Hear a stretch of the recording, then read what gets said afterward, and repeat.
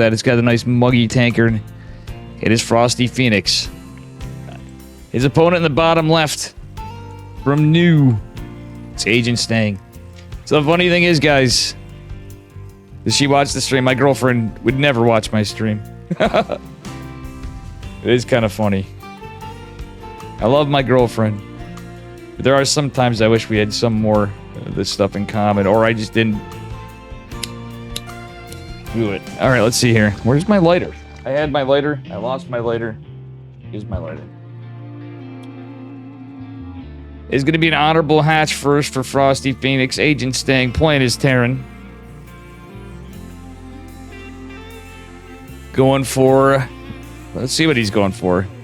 Agent Stang usually does some cheesy stuff. Alright. There's going to be a pool. It's going to be a standard build. Dare I say it, Frosty Phoenix doesn't seem like he's cheesing so far. 16 hatch and everything else. He's playing a macro game. These guys are really good friends. They said it was rigged. Figured I'd go with these guys. Why not? Skylar wanted me to cover him. I didn't see Skylar in there. I should have messaged him. Because I literally could have got Skylar. Alright, it's going to be a bunker going down. There's no proxy racks, and it's a pretty standard opener from Terran. He's just going for a Reaper fast expand with a bunker in his face. I don't think that bunker is going to finish just in time. It will be scouted. Some drones might get pulled. Reaper's going to make his way across the map a little bit. Is he going to make it in time, though? Now, this is kind of funny. A little spicy here. Surprised Agent Stang doesn't build another Reaper. Why not, right? It's mind games, guys. It's mind games. I really would go build another Reaper. Wait, if he loses this Reaper, this is going to be the silliest thing I've ever seen. Why are you doing this? Now, these guys, Frosty Phoenix, been like Masters 3 at times. He dropped a bunch, he was saying. He streams, so does Agent Stang. And, there's some chill dudes, usually just casually doing stuff, but Agent Stang's been like Masters in all races, Masters 2. He's usually about Masters League. And everything. Says Protoss is his worst race. But, I'll tell you, I don't think that was worth it, guys. That was a kill of a Reaper and a bunker. I truly don't think that was worth it. That inspired something. Frosty Phoenix is a really, really fast baneling nest. After all it's said and done. So he's just going full set. He's macaron, but he's got a really late third as a result of that, but technically trading better. Hellions are out. Oh, Lings do have metabolic boost. He gets a Hellion. Oh, gets a Marine. The Hellion is going to choke up behind there. I think Frosty Phoenix is still going to get it. A decent wraparound. Do we get some Banelings out? 2 Hellions are going to be coming soon. He wants to get this bunker. Bunker is going to be no, it's not. It's a kill. Oh my god. Why aren't we building Banelings, bud? You got the Baneling nest. He's going into a lair. He's getting 3 more gases. He stayed at full gas hatch. I can't remember. Yeah, I think he did. Looks like he might be like, it's almost like kind of 2-base Muta. 2-base Muta's, 2-base Muta's ugly sister or brother. I don't know. But this is a spicy one. Look at the trades. 2 bunkers, a Reaper, 2 Hellions, a Marine, and an SEV at 4 minutes and 33 seconds. Behind it, Agent Stang is forced to be on 1 base. He's 3CC, though. 3CC pretty good. Oh, look at this setup. He's got a beautiful defensive setup, though. eBay is part of the wall and everything else he needs. Not even going for tech or anything, because he knows he's going to want to fix this after if he can. A little bit. But it does look like he is going mech. Tech lab going down in the second factory. Aliens coming out. Alright, this game is silly. Frosty, what are we doing? Frosty could have Bane busted him. But in a way, it's kind of good that he didn't that early. He is going in for a Spire. It's going to be Cloak Banshees for Agent Stang. That being said, Frosty does not have any spores. He has not a single spore. And there is his double Evo behind it. I wouldn't hate him going into centrifugal hooks while he's waiting for the mutas. I know you want your gas, but still. Baneling speed, good unit. I know Banelings have been nerfed and all, but I really wouldn't hate it. Alright, we're gonna have Cyclones, we're gonna have Hellions, we're gonna have Banshees. Out of Agent Stang. Frosty is getting... Okay, there's the centrifugal hook, says he gets a few Banglings for defense. But it's, if he started that a little earlier, he'd be well on his way to it. He's getting 2 more gases? What a madman. Agent Steg is going for the armory. Infernal pre-igniters being researched. Mutas are on the way. The Hellions are out. Not a whole lot of queens. Not really. No, not at all. Still, he's got a few. He can block the wall. A nice wall there. He's going to lose some stuff. The Banelings, though. Chasing Hellions do get hit on one of them, but I think these drones are going to get roasted, toasted. That being said, the mutas are going to be scouted pretty soon here. Muta's going to chase him down. Oh, he's... The Banshees are done. Spore being made, but Frosty, you're not building more. That was the one just to save the drone. You're going to go right into the main base. The Muta's going to go across the map. 3 Overseers being made. 1 Muta's going to chase it down. He uses that Overseer with the 1 Muta. He can perpetually chase. Okay, Overseer's coming. Queens are going to jump on top of this. What do the Mutas do? They deny a missile turret. Oh my god, that is 8 workers and counting. For a Terran that's already kind of behind. 1 Cyclone going to try to get out pissed. That's 22 more going to pop soon, though. Actually, comically, he goes for the missile turret. Okay, he's getting some value, I guess, but still lots of lost mining time. Lots of dead workers of Agent Stanks from Frosty. He's still ahead on workers. Lingbane going across the metabolic boost, sorry, the centrifugal hook's finished. Muta's pushing at the front. Alright, nonetheless, Mutas, be careful. It's a lot of Cyclones. It's a lot of Cyclones. Alright, that's just an Overlord. Okay, that's a little more underwhelming than I thought. Flyer attacks finishing up. We don't have more Mutas in production. He doesn't build any more drones. I wouldn't hate if you built another bit of drones after. I mean, getting an army right now is not a bad idea. Oh, what are we doing? We can go right in here. The Baneling's gonna connect. Killing all the Hellbats, most of the Hellbats. Killing some of the Cyclones. The Muta's getting queened the fuck up, though. Still, oh my god, so many workers going. Nice splits on the SCVs, though. When it's all said and done. Alright, more Lings are coming. +1 vehicle weapons on the way, but I don't know if it's gonna finish. It is. There's so few workers. And in a way, I don't hate this. And the other end of it, it's kind of rough. Lots of more Lings are coming. Frosty's going full send. Oh, Changeling scouted. Changeling number 2 scouted. Ay, ay, ay. Mule's a hell of a drug, though. Guys, this is a scrappy game. What a way to start it off. 2 pals of mine from Twitch, from Starcraft. And now we got some half-assed droning. That's hilarious. Ay, ay, ay. Anyway, he could have killed this. This should have been a big point of contention, though. Denying +1 would have been huge. That would have been really huge, actually. And getting the armory. Agent Stank somehow still doing... Yeah, he's got the 3cc. That's the problem. Alright. Well, Agent Stank not really able to push, though, so... Waiting for 1-1 wouldn't be a bad idea. Drilling Claws coming down, though. There is going to be some Widow Mines, because it's Lingbane. Alright. Frosty Phoenix trying to get some more stuff up. Is getting more gas? Question mark. Even though he has 2 base saturation, he should probably be considering macroing up a little more. A little whimsical there. Now our Terran player is going to be able to catch up here over this time. Still, a lot of damage dealt. I would say that's very worth it for our Zerg. He could have got a little more damage yet, but still. All right, Widow Mine's going to do some big damage. Oh, God! Still, the Banelings are in great numbers. You're going to be able to get in here the, Alright, if he splits this off, and he's going to, he's going to clean a lot of this up. No, okay. Oh my god, that's sick. Digits, thank you for the 13 months. On a 4-month streak. Thank you so much, brother man. Appreciate you.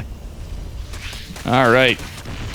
Ling's getting some more damage. Oh my god, imagine if they went for these injured workers. Oh, sorry about that, guys. Muta's making their way in. Widow Mines, that's 3 in the front. Oh my god, almost getting all of it. They're gonna get... Oh my god. A lot. Well, if the Widow Mines get cleared up from the 1-2 Mutas left, they do have +1, the 2 Mutas. That could be pretty good. They could actually start cleaning up the Banshees. They clean up the Widow Mines, but wait, there's more. Oh, there goes the Overseer. But there goes the Banshee.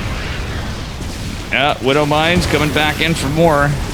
There's no armory to cloak them. Drilling Claws was researched before, but...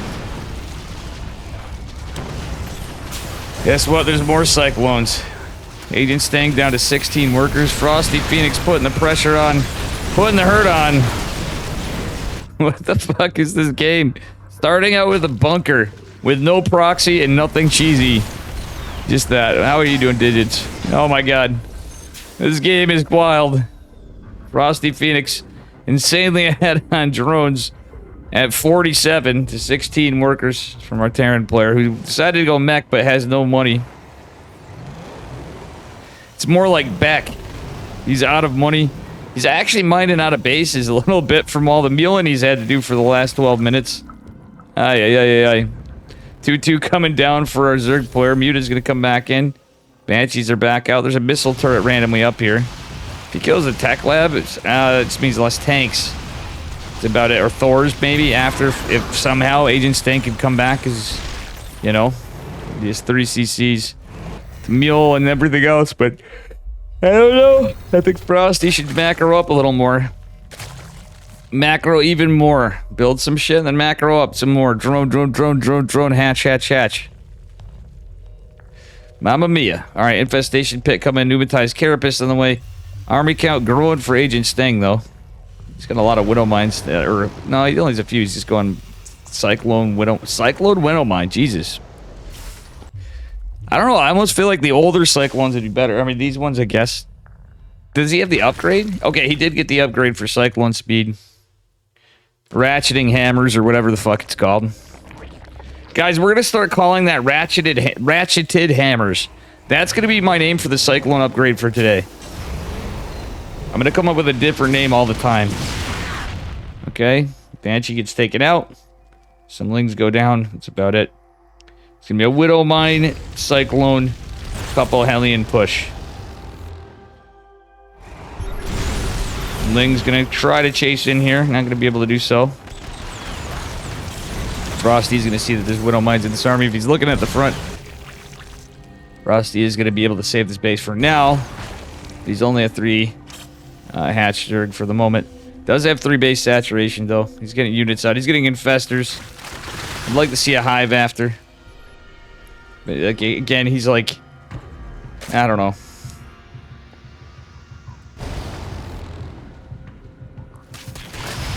Oh my god, the Widow Mine! Gets every single Zergling he has, but like 3. Ay, ay, ay, that's rough. I wish we saw the kills on that sucker before it went down. The Mutas, the Banelings trying to chase it down, but just can't quite keep up with these faster Cyclones now. Oh, the Infestor is quite a juicy target for that one Cyclone. He's using a bunch of Banelings to kill Widow Mines. I don't think that's worth it. Don't think that's the kind of trades you're looking for. Alright. That being said, it is +1 mech too, but doesn't really help the Widow Mines as much. Oh yeah, Widow Mines everywhere for days. Okay, doesn't trigger the back Widow Mine there. There's so many Widow Mines out. Banelings coming in. Oh, gets good connects on the Widow Mines, but there's still more. Frosty, what are we doing, brother? We're getting picked apart by Widow Mines. Everyone's favorite asshole. The Widow Mine. Agent Sting down 27 workers. Is being ballsy led in his 3rd. Frosty Phoenix should be droning. Are we queening and droning? We're queening a little bit. We're not, I mean, injecting, you know what I'm saying.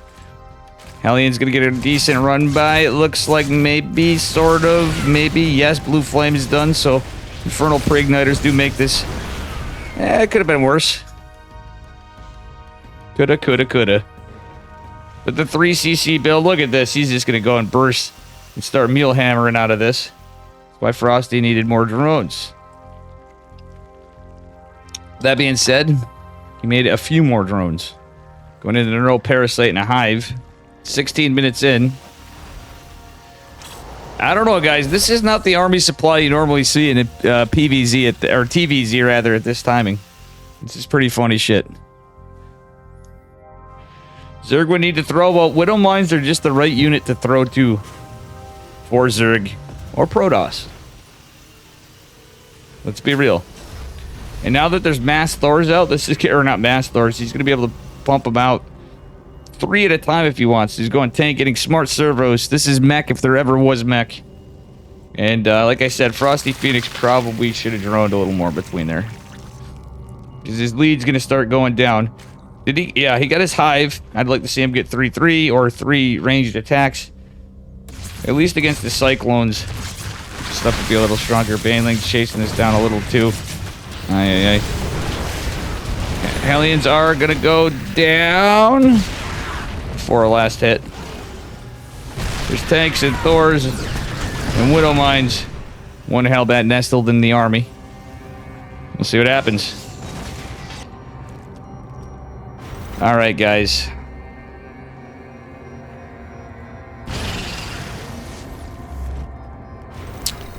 Well, 74 army supply. Oh my god. Look at tanks. Look at Terran. Oh my god. Well, the Banglings come crashing in. The Thors are going to pick up in the Neural, but I don't know if that's going to work out. The Banglings not catching what they want to. What are these infestors doing? Are these going to get more stuff? Infestors. You could have insimilated, stupid as it sounds, some Hellions. I don't think that was the fight we're looking for. The Banelings should have went into the third base workers, honestly. Frosty, you need the macro against Terran, mate. At this point, he should have been doing drones behind that, but what a throw. What a throw, Frosty. He was doing so good. I'm starting to feel a little nervous for Frosty Phoenix as Agent Stang goes into +2 vehicle weapons. Tanks and Thors and Hellions and Hellbats. Occasional Cyclones and Widow Mines. He's even a Widow Mine still over here, still alive. That being said, he's forgot upgrades. As well. He's gotten 2-2, but it's not. No, oh, he got flyer attacks too. But I don't think that's going to matter. If he's going to stay this comp, he might as well start doing upgrades, mate. He's going to do adrenal glands, though. I do like that. But it's just kind of weird against mech. Good kitties. My cats are over here. Charlie Mitters. Alright, sorry guys. I'm looking at my kitties. They're creeping me out, man. Alrighty. Hellions are going to be cleaned up here by Frosty Phoenix. Decent creep spread, by the way. He actually has pretty decent, considering how scuffed this game is. It's actually a beautiful game, let's be real. Agent Stag's forced to float his main base down to a 4th base location, by the way, guys. He feels that way, but Frosty just doesn't have the drones, mate. Frosty, you don't have mules. That is the problem with doing this against Terran. That is the problem.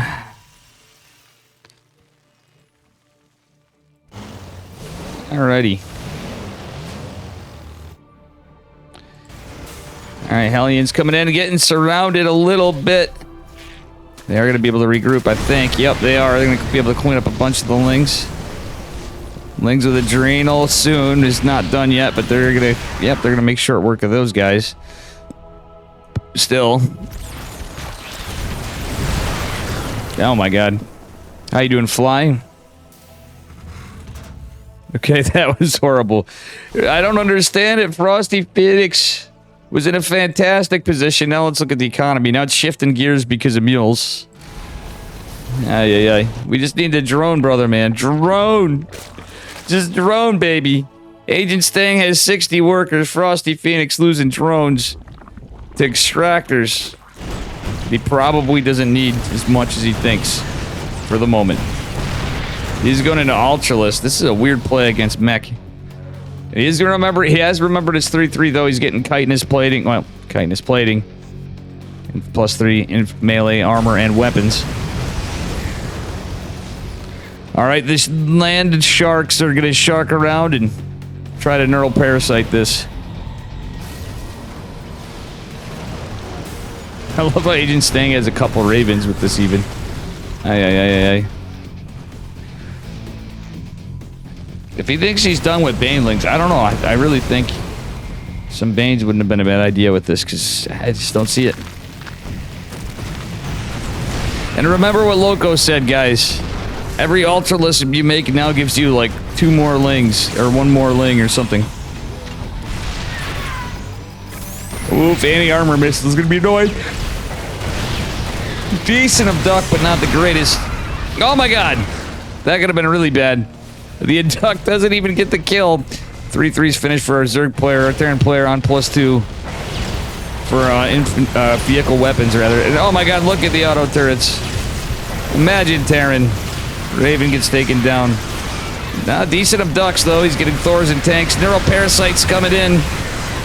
Behind it, the Thor actually helping out. Blinding Clouds actually coming. Nice work on the spellcasters from Frosty Phoenix, actually. Oh my god, look at these altars coming in here, chonking away, chiseling and fighting, killing the tanks. Agent Stang's army supply looking very, very anemic. The lings behind this could be pretty good, but he's got to be careful. There is an Overseer. Widowmine getting some more damage than it should and would normally, I should say. Blinding Cloud accidentally going on the Ultra. Oh, the Cyclone's getting cleaned up. It's GG, well played. It's called. Agent Stang is going down. Frosty takes it. Donkey versus Mule. Georgian Bay. True. And what a scrappy way to start this out tonight, guys.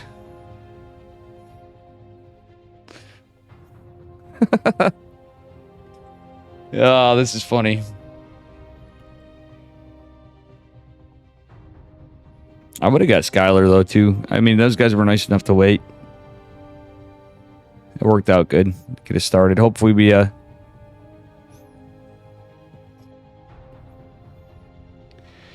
up in an alright spot to catch something else.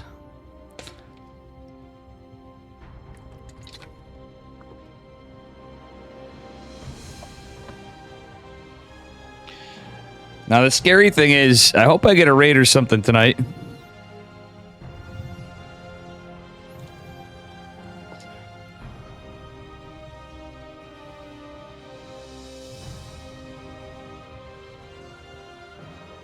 I need double tap to die. Agent Stang said, oh, yeah.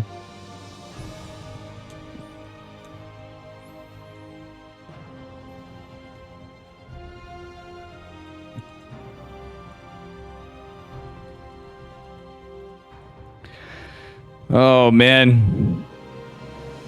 That was wild. Frosty with his 6 spellcaster play.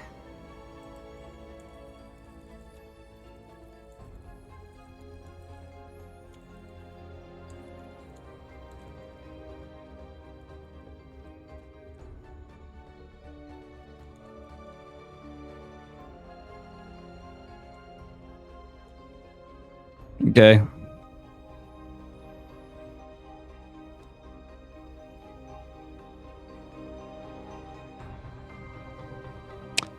And I'm serious, guys. I hope we get some more people and tell your friends. They want us to keep our statistics for views tonight. So what a crap time if I do it and nothing works out. I'm going to be kind of upset. So like I said, I was going to go a bit into it. Oh, okay.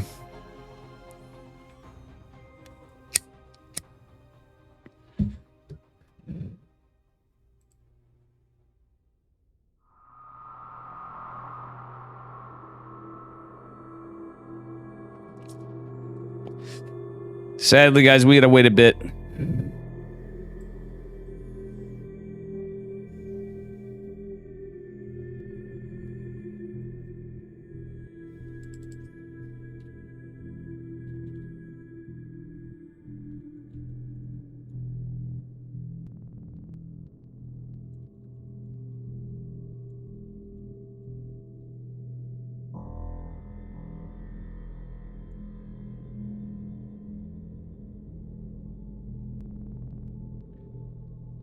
I appreciate these guys waiting at first too, though, but looks like we got casters hung up waiting for games and stuff.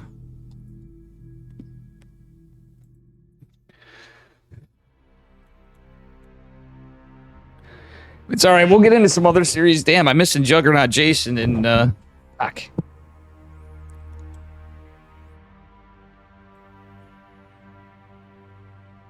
Mirror sleeping on a box or sitting on a box. Looking all cute. Alright, we got game 2 coming up.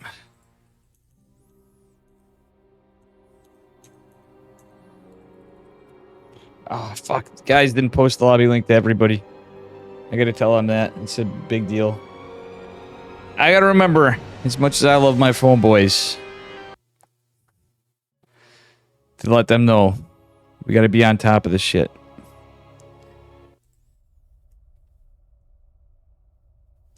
It's a good series. Like, what are we gonna say, guys? This is a good series. That was a banger of a game number 1. Let's hope game number 2 is equally as crazy. Alright, spawning in the upper right-hand corner of Equilibrium in the blue. He is up a point. Give it up for Frosty Phoenix from Skull. His opponent in the upper left. He's green. It is Agent Stang.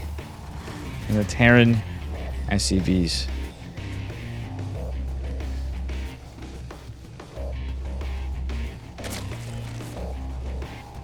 Alright. Look at Stang keeping his eyes on these drones in the hatch there. Shuffling between those hotkeys. Or, sorry, Frosty Phoenix, rather. Stang, what's he gonna do? Last game, he opens up with a bunker right in the face. In a standard Reaper Expand opener, anyway. Into 3cc mech. That was pretty funny. Alright, neither one going for Super Cheese. I was really thinking Frosty should have Bane busted. That didn't work out. Man. I think Frosty had a misread on some of that for the situation. He obviously wanted, he played pretty well, but he put himself in a bit of a tenuous situation without droning after a while. If he's not going to just end him, you got to drone. Just keep droning. Teching up. He teched up, but he would have been able to do a lot more if he had a bigger economy behind it. My man Frosty tried to do his best. Alrighty.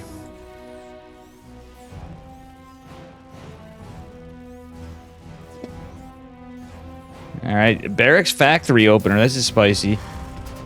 Out of Agent Stang. So he's gonna have a little bit delayed CC. Not the end of the world, though. Stang looking for overlords. He's not gonna go right immediately. Wait a minute, where's the pervert pillar? I don't think there is one. It's...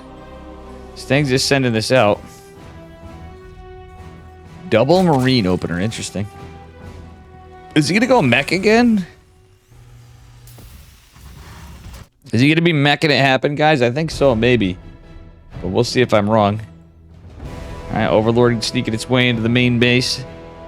Eventually. At least posturing there. Frosty again going for his Baneling Nest before a third hatch opener. And he stays saturated on gas. That's interesting.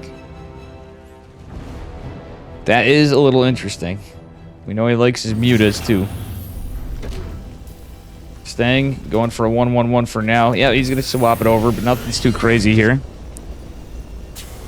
How can I find a StarCraft 2 coach? What's your MMR, first off? Secondly, it depends, Rigatron. There's a lot of people coaching. I have a whole plethora of people I can hook you up with for coaching. Depending on your MMR, there's a lot that can happen. Alright, anyway. 1-1-1 going down for Mr. Agent Stang. Fusion core on the way.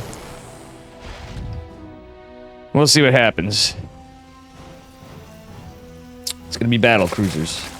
Now, the funny thing is, Frosty Phoenix likes his 2-base muta. That could easily be Corruptors. If he does it again. He's not going for the gases just said. He's going for a lot of lings. And honestly, if he gets some good pressure, and that could be alright. Viking going out looking for overlords. Lings chasing this down. Actually, there's overlords on the side lanes. Lings get in Frosty. This is a game that I would not hate Banelings.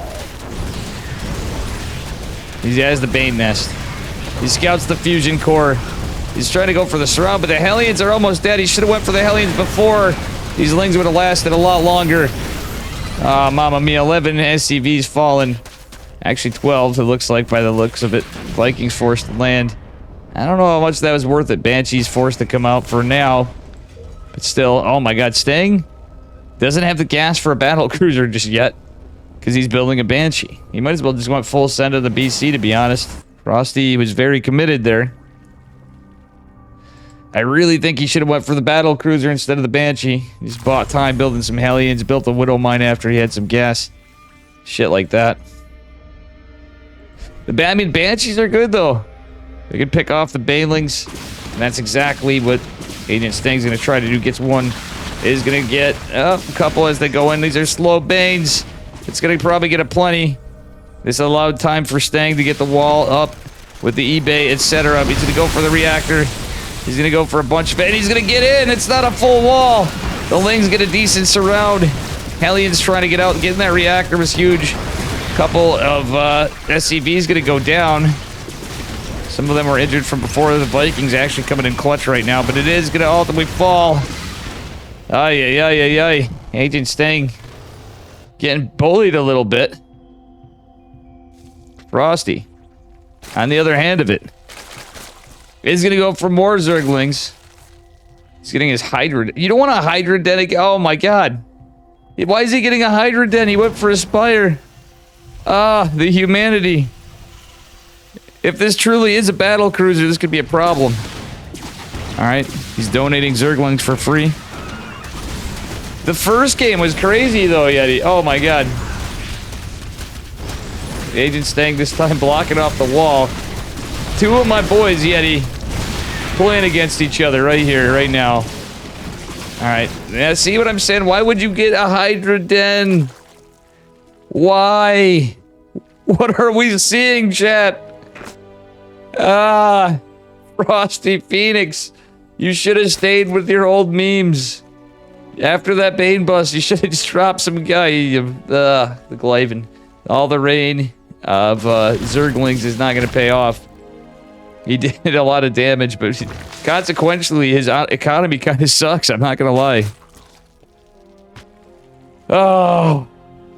Disasters were made on two sides this game. That's why these guys are having fun. Two buddies duking it out. Frosty, I feel like could have done a few things. He's still been in a way better spot. This is a 2cc build, so it's not the end of the world. I mean, he's at a point where he probably could have just sent the BC across the map and gotten a shit ton of damage done still, but I guess he's just going to take his time. He's using it defensively. He's not sure. He has no idea what's going on the other side of the map.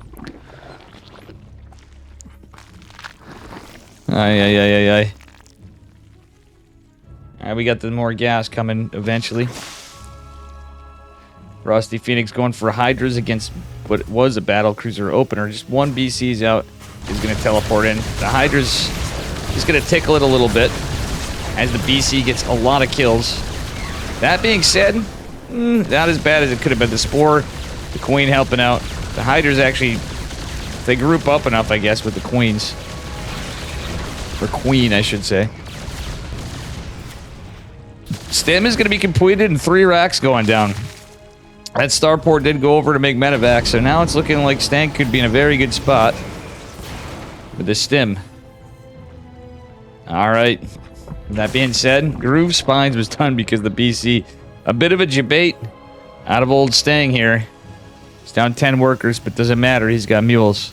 It's a 2cc build, but, well, is it? He's going for his third. And medevac is going to be scouted on the creep. Frosty Phoenix going into more overlords. He's setting up for air stuff, even though not going to be the case. I don't think he actually saw that. He's not reacting to it. He's not reacting to it at all. It's because the BC's still, you know, a bit of a threat. He's going to teleport back home. Drop going down. Oh, Frosty Phoenix. We're not paying attention, bud. He's going to lose these 2 Hydras. Oh, I didn't even see that Hellion in there. Oh, but wait, Stang loses the whole medevac. Throws made on both sides. This game is certainly special. This first one was pretty fun. This one's another fun one. I love it. I love it. All right. Uh-oh, Stang, you're going to have 2 mules die. Well, he's going to have 1 mule. Yep, 1 died with minerals. Rip.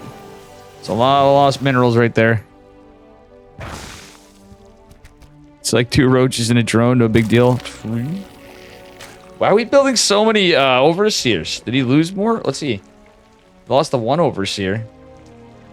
I thought he had more. Okay, so it's not too bad. Going for muscular augments infestation pit. He didn't get centrifugal hooks. Should know now this is bio. Mate, set up for bio. What are we doing, Frosty Phoenix?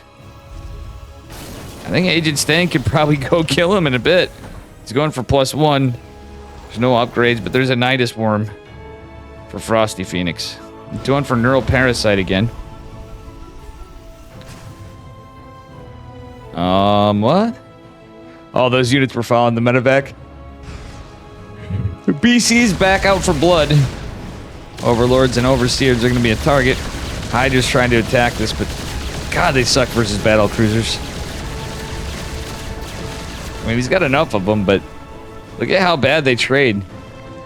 You know, it's like, you're losing so much gas. 3 Hydras is a decent, not just the gas, it's everything together. The BC is going to be just fine. All right, that said, we do have the second eBay done. An armory going down. It's not looking good. There's 0 upgrades, just all tech upgrades for Frosty Phoenix. So, Agent Stang trying to push in here, sees the Nidus and everything's going to back off for them. Oh, no, the drone's going to lay the... Uh-oh. Uh-oh. Okay, at least they didn't drop the hatch. That would have been pretty funny. All right. Frosty trying to chase this down with this weird army of Hydra and Fester. Neural Parasite reached. Again, the Infestors were nerfed too. Battle Cruiser coming back, being annoying, but guess what?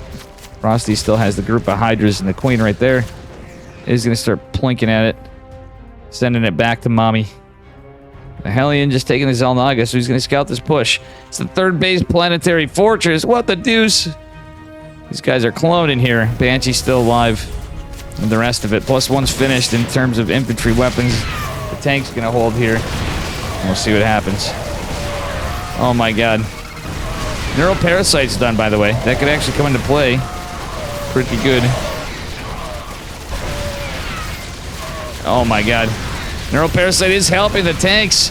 Creating some massive friendly fire. Do we get a neural on the battle cruiser? We do. Use it to attack. Okay, he's getting the tank too. I'd use it to kill the tank after. He's going to lose it. So he's out of neural energy. Oh, no, he's not. He can teleport it like in the other corner of the map. Meanwhile, he's getting pushed in his natural. 21 drones falling. He's in a full base trade position, but you know what they say about Terrans. You don't want to base trade him, especially at least as Zerg. Well, the Nidus is going down, so we're not going to see that, but what a crazy, scrappy game. 19 workers left for our Zerg player, but guess what? We're about to have a whole lot less. Or sorry, for our Terran player, we're about to have a whole lot less Zerg, but that Spore is doing work on the medevac. Is Frosty going to end this at a 2-0? That's the question. What a weird, scrappy game. I think Frosty may just have it, guys. Blind CCs or not. 3rd base location is going to be relanded again. Ling's going across the map. Hydra's trying to clean the rest of this up. Ay. This is a scrappy one. Oh, Lings can go in. It's a planetary fortress, mate. We could make Banelings. Yeah, if Frosty actually could have made Banelings and just ended it. Right there, but I think this is going to out DPS it all together. Eventually, maybe. Question, there's no upgrades for these units, so that's why repair's good. Agents things forced to concede. GG is called. Frosty Phoenix coming up 2-0.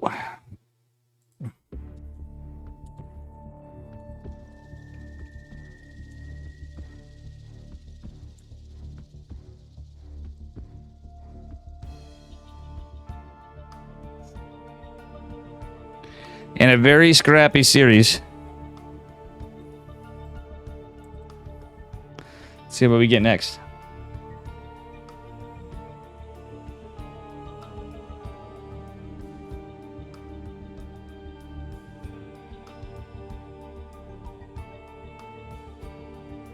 Let's take a look at the bracket.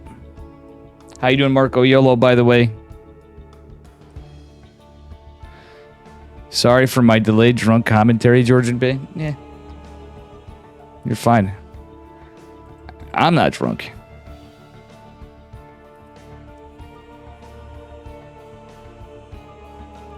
Yes.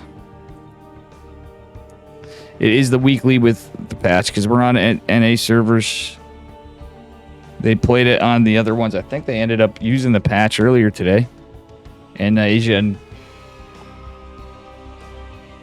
in Europe.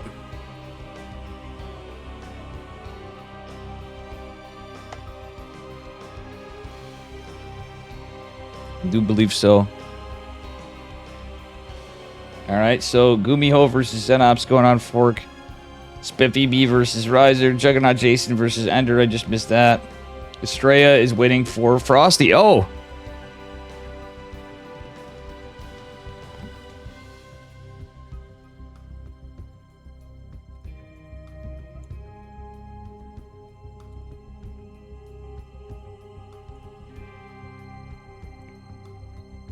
GG. It's Estrella versus Frosty Phoenix.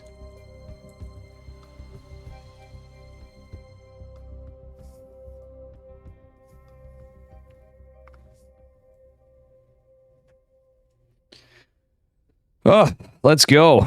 That was a spicy one.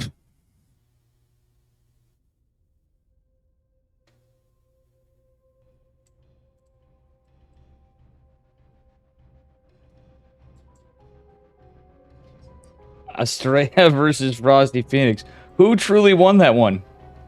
Because the winner has to go on to fight Estrella.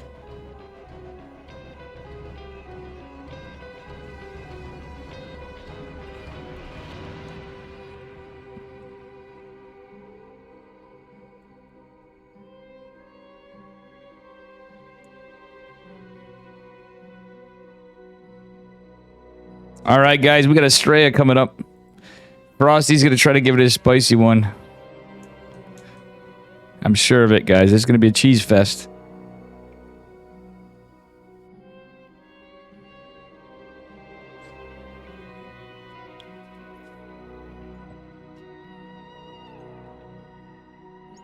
Vanya is advanced too.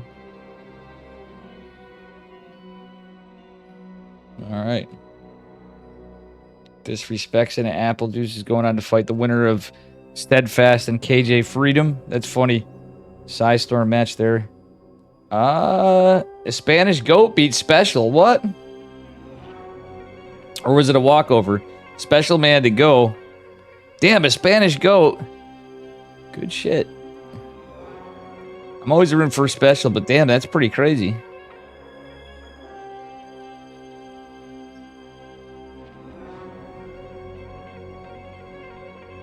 I gotta get this one. Rocker's going on to fight Wayne.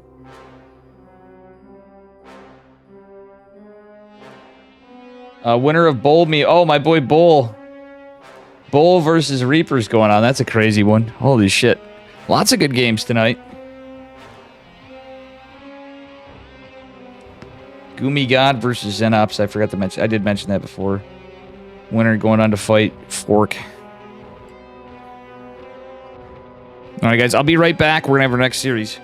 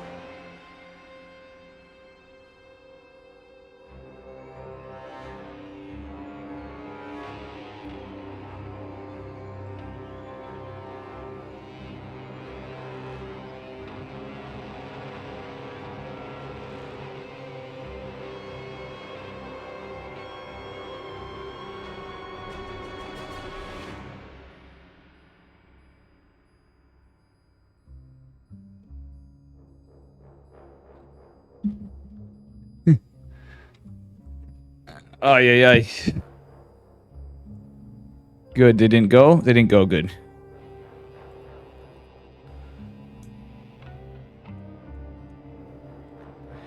Alright, guys. As soon as they get together, I'm definitely covering this side. Definitely covering this side of it.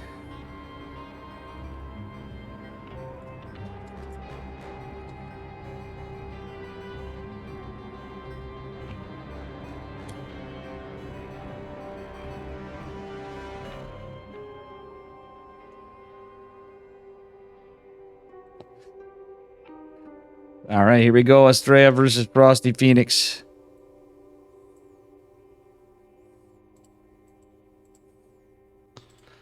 And here we go.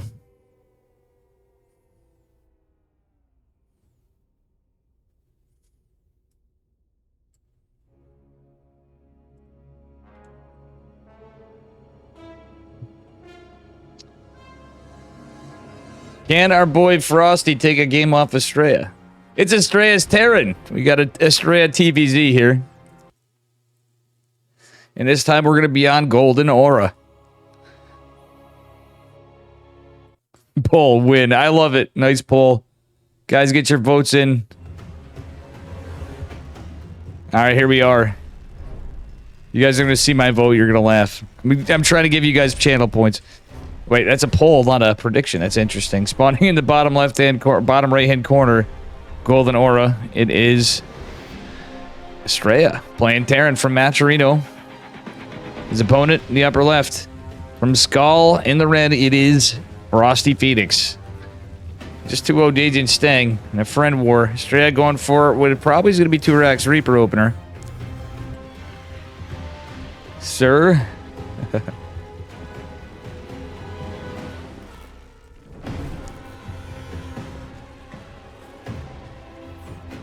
Alright, we'll see if it is. Estrella might do something wacky.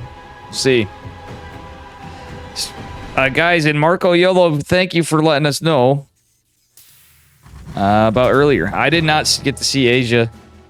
Wish I could cast it easier sometimes, because, you know, it's a good tournament. But Estrella making it in the finals today. It's pretty spicy stuff.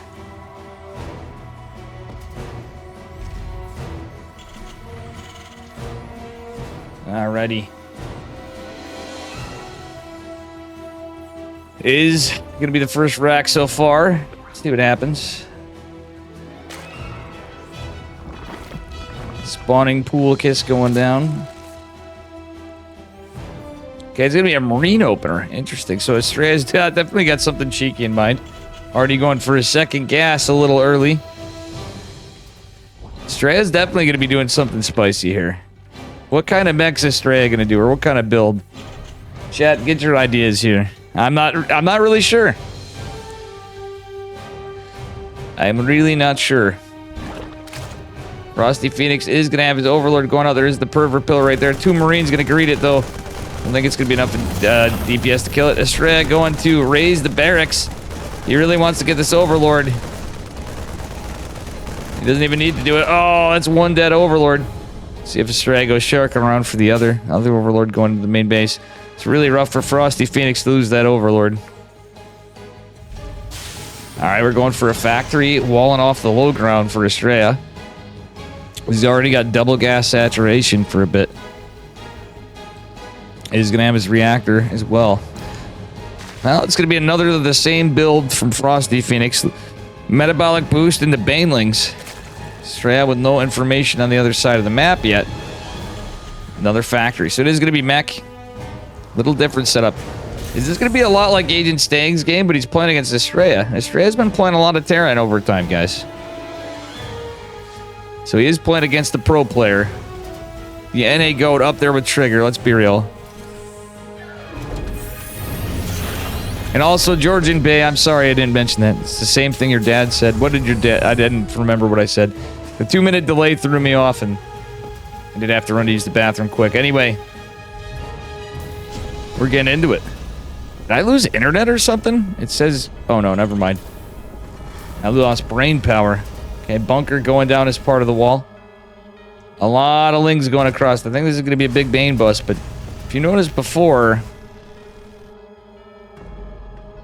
Frosty Phoenix did have something. Okay, there's not much to defend, but there's still going to be more lings getting sent out. 2 Hellions going to go poke in. And I think, okay, he's going for a big Bane bust. Ruh-roh Raggy, he's looking for thirds. Estrella may be in some trouble. He doesn't have a full wall. He doesn't know it's coming. The Hellions reaching back. Ay, ay, ay. Is he going to take a game off Estrella, guys?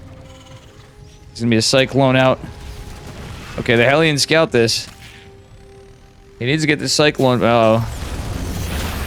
Estrella's going to have to sack these. Not much else being done. Baneling's going to make short work of this. Oh, boy. There's nothing to wall on the high ground. Okay, the Hellion getting some work in. But guess what? The Banelings are coming in.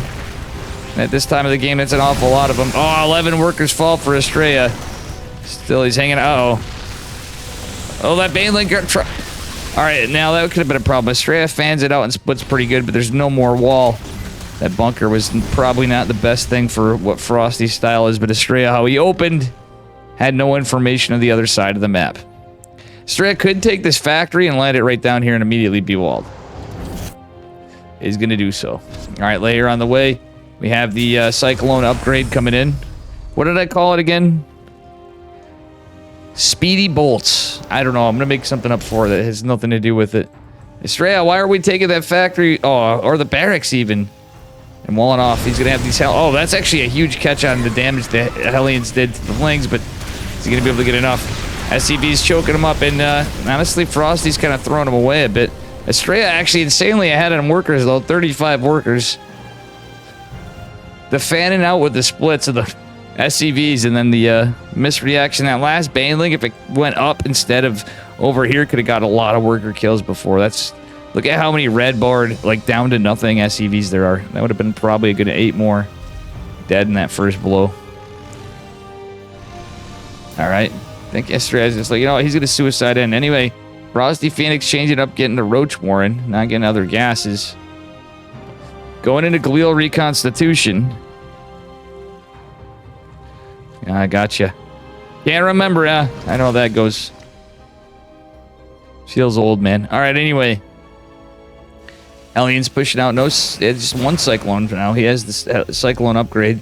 Infernal Pre-Igniter's coming, though, and Roaches could be good, but this is an abysmal economy for Frosty. He's just getting those drones out now, but that being said, the Hellions are roasting a lot of Zerglings. Zergling Laster, small top dog. Ah. Alright, anyway, just kidding, Dad, in case you're watching too, Georgian Bay. That's funny. Alright. Spine Crawler gonna get nothing, just a 1 hit on one of the Hellions. We're gonna have quad Cyclone production. Already has that speed upgrade for them. There's no more mag field accelerator, but see what happens. It is Inspire, ranged attacks, centrifugal hooks, Glial Reconstitution. Gonna finish up here in just a moment. The Hellions do have Infernal Pre-Igniters too. The Roaches and the Queen going in to try to wall. Look at how much DPS they do to the couple Roaches, though.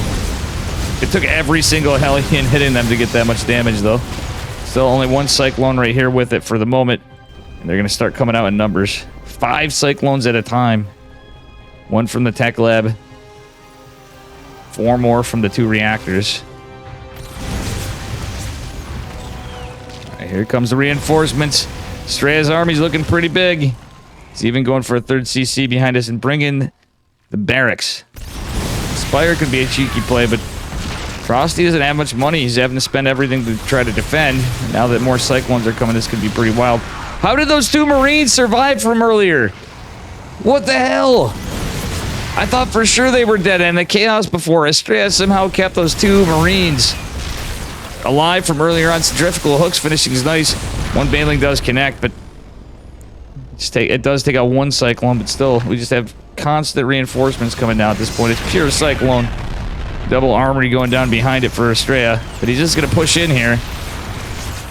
Trickling Cyclones. Yes, man. All right, and there you have it. It was a poll, not a prediction. Guys, usually if you do a prediction, that is how channel points get spent. polls are just kind of like questions. But thank you for the effort. All right. Rigatron contributed 90 channel points. And that's how you get the bets, guys. Good effort. All right, let's see here. Overlord's getting taken down. It's looking rough for Frosty. A lot of army supply. The Ravager's all right. He is a Spire. I don't think he's going to be able to do much with the Spire with this kind of aggression from Estrella, who has the bunker as well, or bunker barracks as well. Estrella micro into these Cyclones.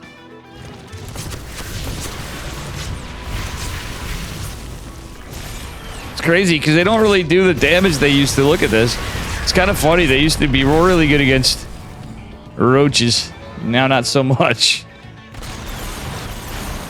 If only roaches were mechanical, right? Anyway. Jesus, Murphy.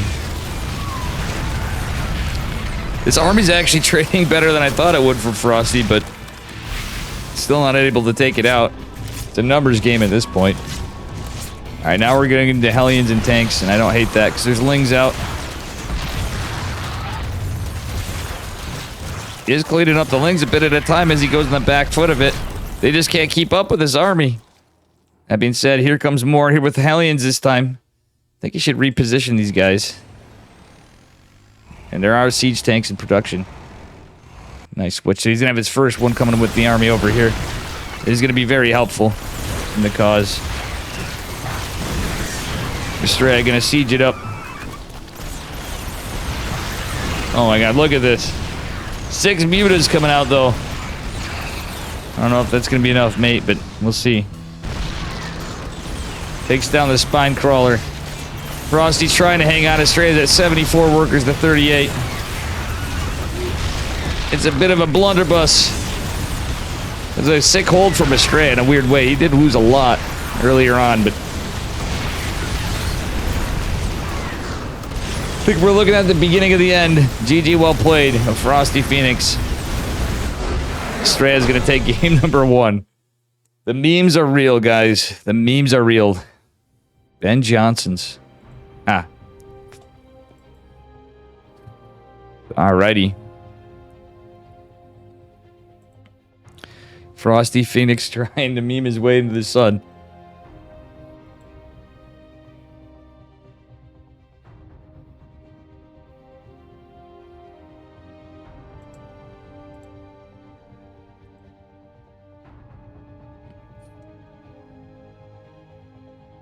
All right, guys. Let's see what happens.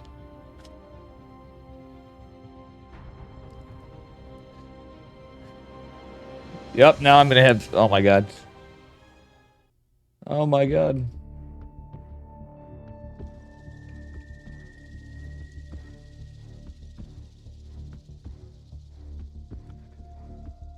Good afternoon. What up, Mr. Green?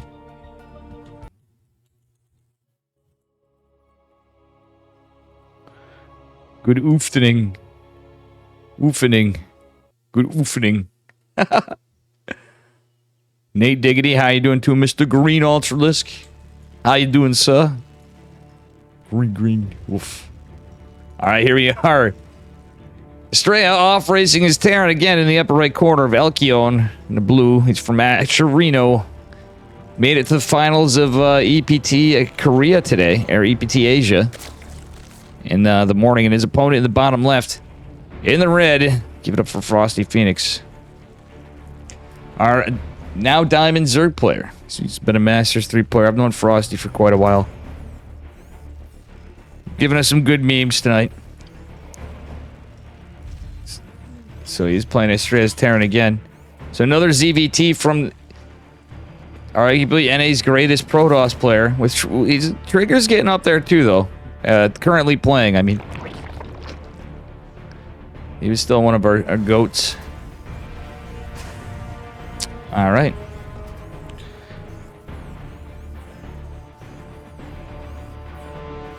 Well, I'm not going to say anything's going to be standard because we saw some cheeky stuff from both of them. Frosty opens up like the same way every time, though. I will say that. What he's been playing. Going for that Ling Bane opener every game, but he's had different reactions. Yes, man. Oh my god, I got to change this. All right, here we go. I'm going to start a prediction here, guys. Hang on a second.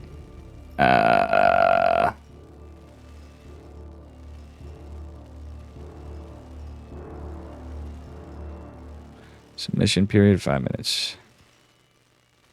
No. We'll do another one.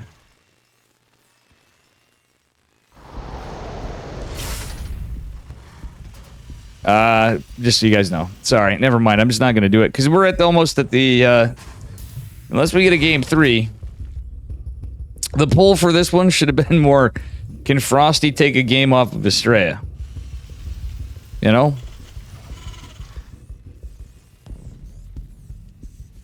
Polls and polls. No, these polls are not I mean, they could be made in Poland. I'm not sure though, Mr. Green. These Polish polls. Oh, well, Frosty not going for any lings, going for save each drone, trying to save each drone. He's gonna lose one. Queen's out, but Frosty needs to make some decisions. Dude, you don't want to keep these gases, mate, unless you're doing something really cheesy. But that just ain't gonna work out for Zerg. He almost kept him, but I guess he saved his drones. Kind of an interesting opening for Frosty. He's going right into a Baneling Nest again. More metabolic. Estrella. Going 3cc. Frosty can find the value. He's going to have metabolic pretty soon. So he did that just to hold off. Estrella just has a Marine back home. The Reaper is out here to scout. Frosty's just going to go full send across the map. But guess what? He might lose a couple lings if he's not careful. Let's see what Estrella does as a response to all this. Here come the lings. They're going to be moving out here pretty soon. Where's Estrella's Reaper? Okay, it's going back home. Some Hellions are out, though. It's our Terran player, Mr. Estrella, off racing. He's going to be aware of this. How about up, sis? Sibajon. Frosty Phoenix. How you doing? Alrighty.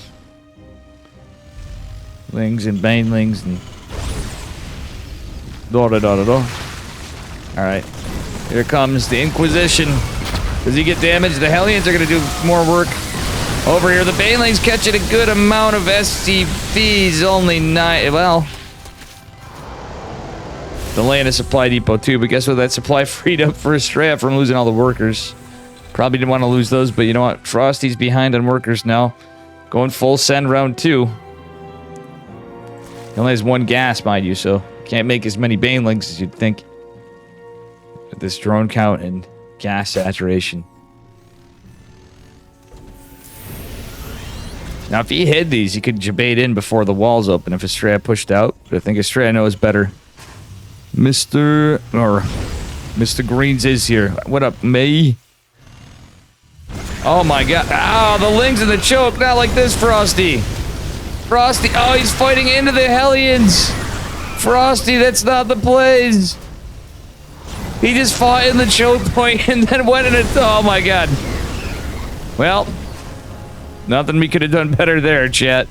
Absolutely nothing we could have done better there. Frosty Phoenix going home with his few lings and the tail between their legs as they hop on back to the natural. With Estrella now with a lead of 40 workers. The 20, now 21, because he's building a Roach Warren. The 3cc Estrella getting tanks, Marines, Stim. He's in a regular 311 follow-up with +1 on the way. Hate to say it, guys. I'm pretty sure Frosty Phoenix is dead. He's got 2 hatches. And that's it. He's against the 311. Estrella gathering stuff together. He's just going to head with the timing. She honestly could probably just kill him with what he has. Can you literally like YOLO over there? I'm pretty sure, but it's obviously smarter to go with your actual build. He was careful, Georgian Bay, yeah. Oh, I love Frosty, but brother, man, mate, you need to maybe consider not just jumping into the incinerator like the gingerbread man. Ay, ay, ay, ay, ay. All right, he's going for his double gas follow-up again. Oh, man. I'm thinking he's pretty dead, guys. Spire's going down. Roach Warren's here. Expecting mech? Question mark? Say mech. It's a marine tank push with a lot of Hellions. This is what this is. Plus one's gonna finish. Actually, one's gonna finish. Combat shields doesn't even need to be done at this rate. Marmalade? Oh, May Malone. Jesus Christ, I need new glasses, guys. Anyway, here we go. Hellions making their way around. Marine tank pushing, and we do have a medevac with the army. Let's see what our guys got for us to defend. Estrella is gonna kill a queen with Hellions? That's what I'm saying. He could have just killed him before. You didn't know. He's like, whatever, we're gonna push, but this is certainly gonna hit like a freight train. One stem, an A move, a bit of micro and surrounding. Oh my god. The Hellions could kill all the drones if he wanted to. He's being careful, but there's, that queen's the only queen down there. Ay, ay, ay, ay, ay. There's no, yeah, that's the only queen. Like, literally, he could have pushed with the Hellions and killed it all. Banelings now could do something, but losing the only extra hatch available on how many drones, it's a little bleak for our man Frosty Phoenix. He's gonna pull all the boys down to try to fight. GG, well played. Good luck is called. And Estrella's gonna GG back in a good series. In a 2-0. Max Angel takes it. Frosty Phoenix delivering some grade A NA memes.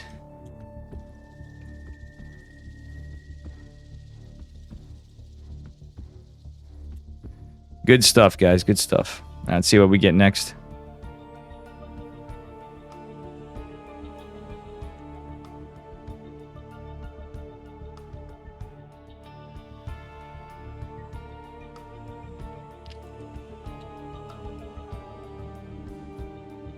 That was a spicy one. The roast on the ramp. I've heard of rump roast, but never ramp roast, guys.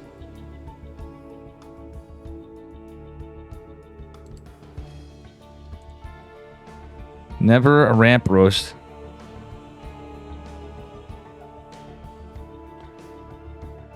Ay, ay.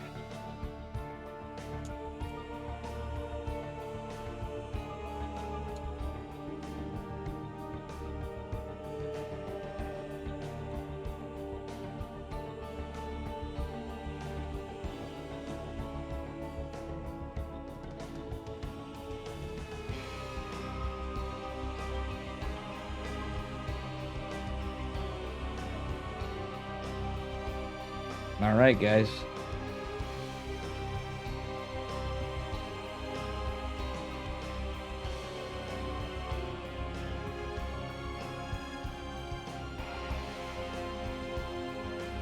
I'm gonna see what we get next in our next series.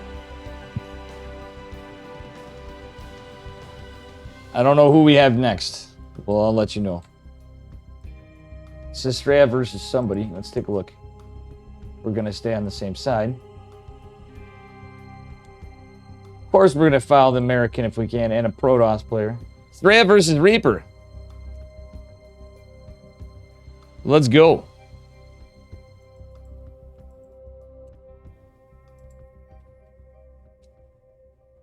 I get a drink. American battle. A cheesy Zerg again. Hopefully, Estrella plays some Protoss this time.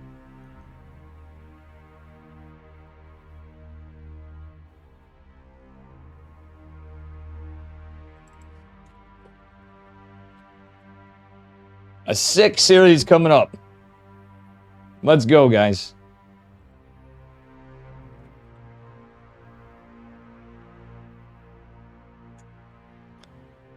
All right, guys, I'll be right back.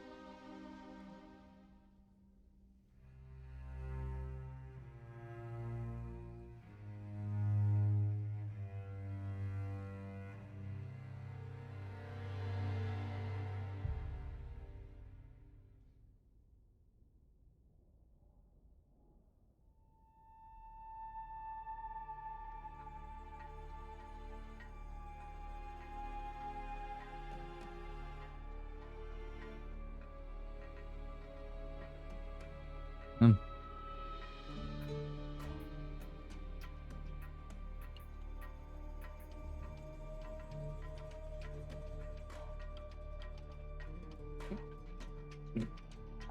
All right. Ramp roast on sale this week. Only 99 cents a pound. True. Ah, poor Frosty Phoenix throwing his things away into the fire. Mamma mia.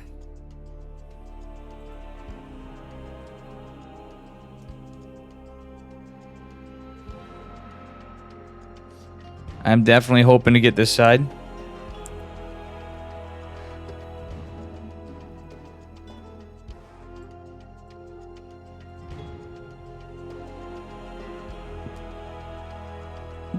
Definitely. Ooh, Wayne 2-0 rocker. Where's Reaper? I don't see a Reaper. You gotta find Reaper. Paige and Mr. Reaper. Okay, here we go.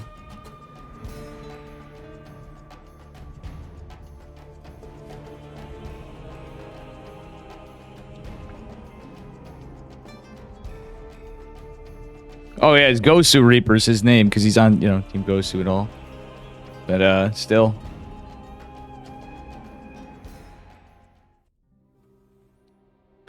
Oh, Estrella's playing Terran again, guys. Incoming.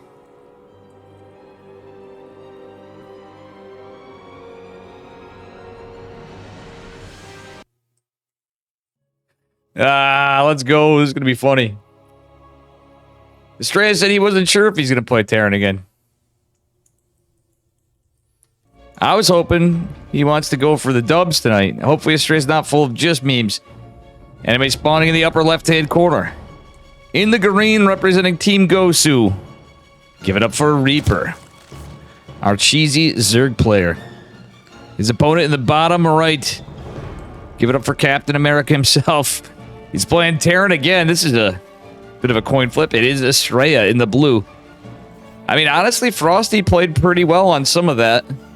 I think if he fought with he had some of the tenacity he had against Sting, but I think if he had some different moves, he would have been in a way better spot. You can't blame him for all in, basically. He was playing against Estrella. Estrella, let's see what he does again. Is he going to play Cyclones again in the same way?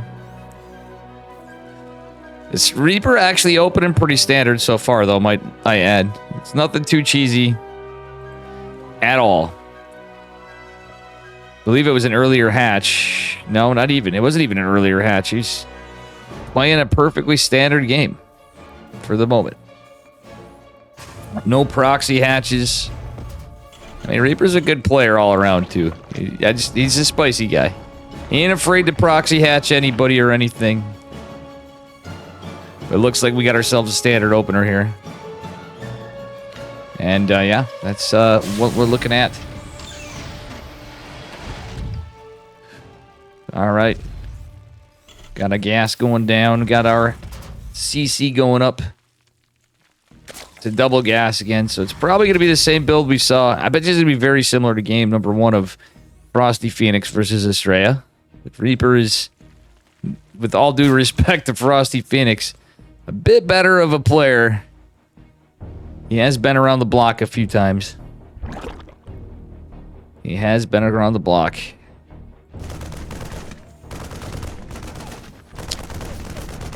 Let's see here. He's on Team Gosu Pro at that.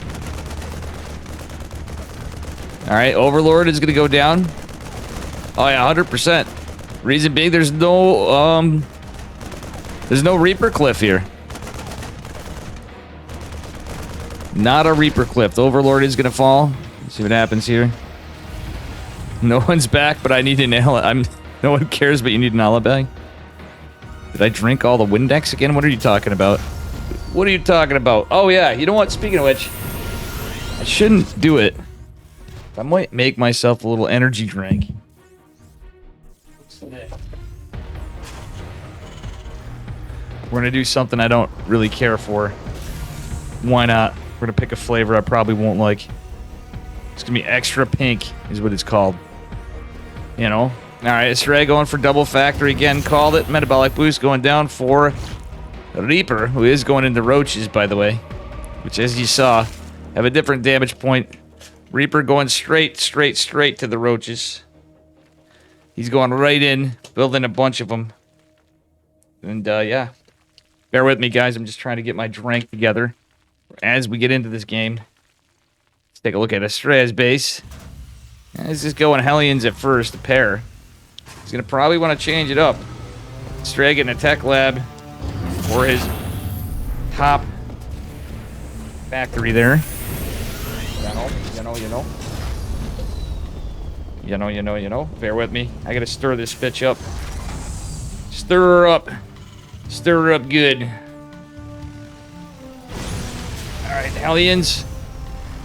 Catching something. I think just a ling. A scouter ling. But guess what? There's already a bunch of roaches and ravagers coming in. Probably should have waited on this. Oh well. I needed some liquid, guys. Dave was getting all wrinkly over here from being a prune. You know what I'm saying? He calls me a cashew. It's a prune move. Oh my god. Reaper getting some good damage. The SCV's trying to be a super battery, but not able to hold. That's a lot of lings coming behind it. The SCV's blocking the Ravagers, clumping it up so the lings weren't immediately in. Cyclones and Hellions trying to do something. Once Cyclone does fall. And goddamn. Siege tank going on. Very nice moves from Reaper, actually, but I think Estrella does hold. There's going to be more lings coming in. Still, there's a lot of Hellions. Reaper might want to back off a bit. Actually, if he can get a good surround. Oh, nice. The body block with the SCB. Sick micro from Estrella. I believe the push has been held. Get about it. Chally. Sorry, guys. I'm literally just getting this thing together. That was a dumb judgment call on my part, but I needed some energy, so we're drinking Rogue energy drink, you know. You guys could use the links. And yeah. I'm actually gonna clean something up real quick while I'm at it. Sorry, we're just getting into it. I feel bad. But alright, more Ravagers coming, more links coming. We have another tank and a Liberator coming in production from Estrella. Not a bad idea, I don't think. The Lib gonna help out as well. I just need to get rid of some of this shit. And I don't know. I think I got rid of that timer before. I need to make a new one. Anyway, here we go. Close enough. I'm just gonna bleed this one.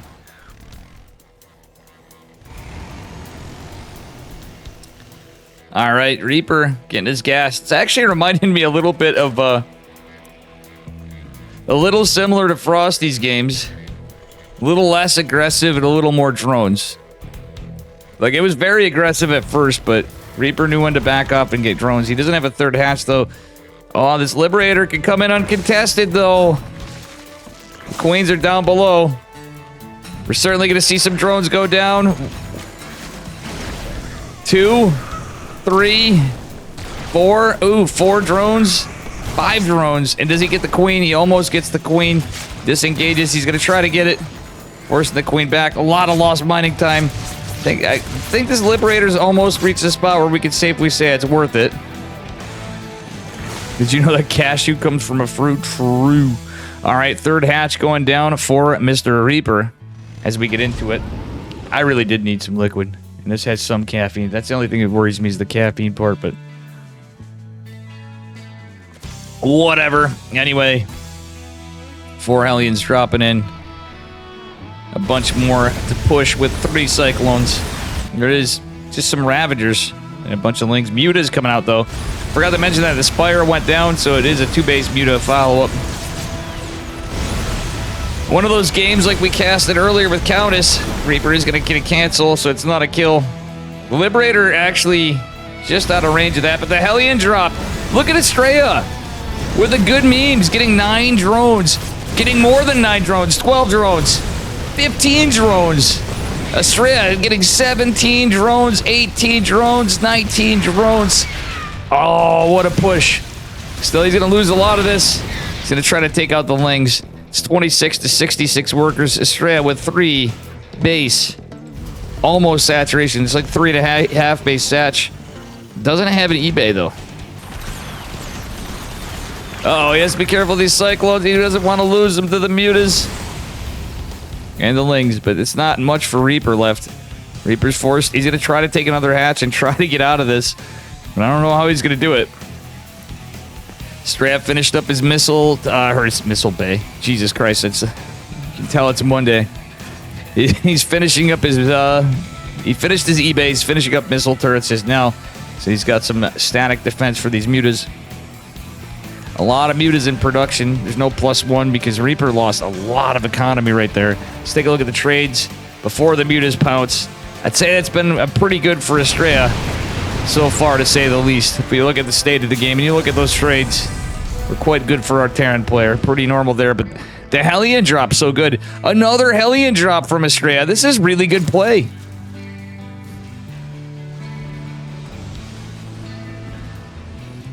All right. Another 4 Hellion drop coming in. There are Mutants inadvertently guarding there. Maybe they were guarding. In 4 drones. He doesn't get it as much this time. Infernal Pre-Igniters is only 75%. Imagine if Infernal Pre-Igniters was there. He would have got a lot more, I think. Medevac going to try to get out of there.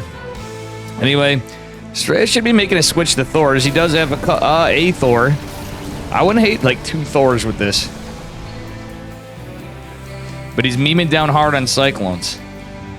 It's a lot of Mutas, though. There's nothing but Mutas.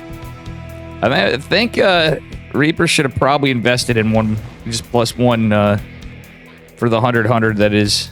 Actually, it's a little more, I think. What is it? No, that's just the Carapace upgrade. And I think that patch went in where the upgrade cost is a little different. It's always been a thing. The Zerg Carapace cost for all unit types has been a little higher. Muta's going to clump up over here, flying around, trying to find some value, but can't. Estrella just with this massive army. He should just A-move. He's letting Reaper have some time. I mean, he's got some pressure, but you don't want to give him too much of a time. He is a Zorg. Okay, Estrella is going to do that. He's pushing out at 172. The 100 army supply. Where's the turret per minute? True, Georgian Bay. True. All right, anyway. Creep Tumor's getting taken out. The active's in the front, going. The passive falling just behind it. Cyclone's putting a lot of pressure on. And oh my god. Oh my god. The Mutas.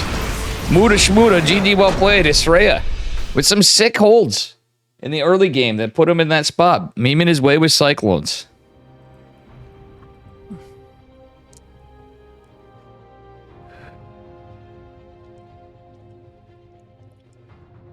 We'll be going into game 2. Just a bit. Reaper versus Estrella. Estrella versus Reaper. I hope he gives us a Protoss game this time. That was really good. Estrella literally had practice against that. Against our Diamond player.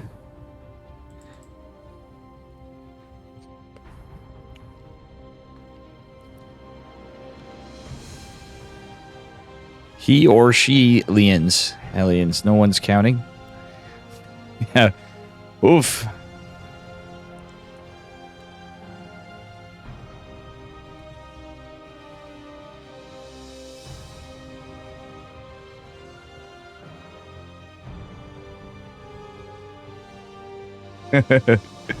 Hey, what up, Key? Let's go, Reaper. And it looks like Artosis and Mapu are joining me over here. Key's in here. Cashew. I just made Cashew meme. Speaking of which, I summoned you, Key. Bruh, bruh, bruh, bruh, bruh, bruh. Bruh. Bruh. Yeah. We got another Terran game from Estrella incoming.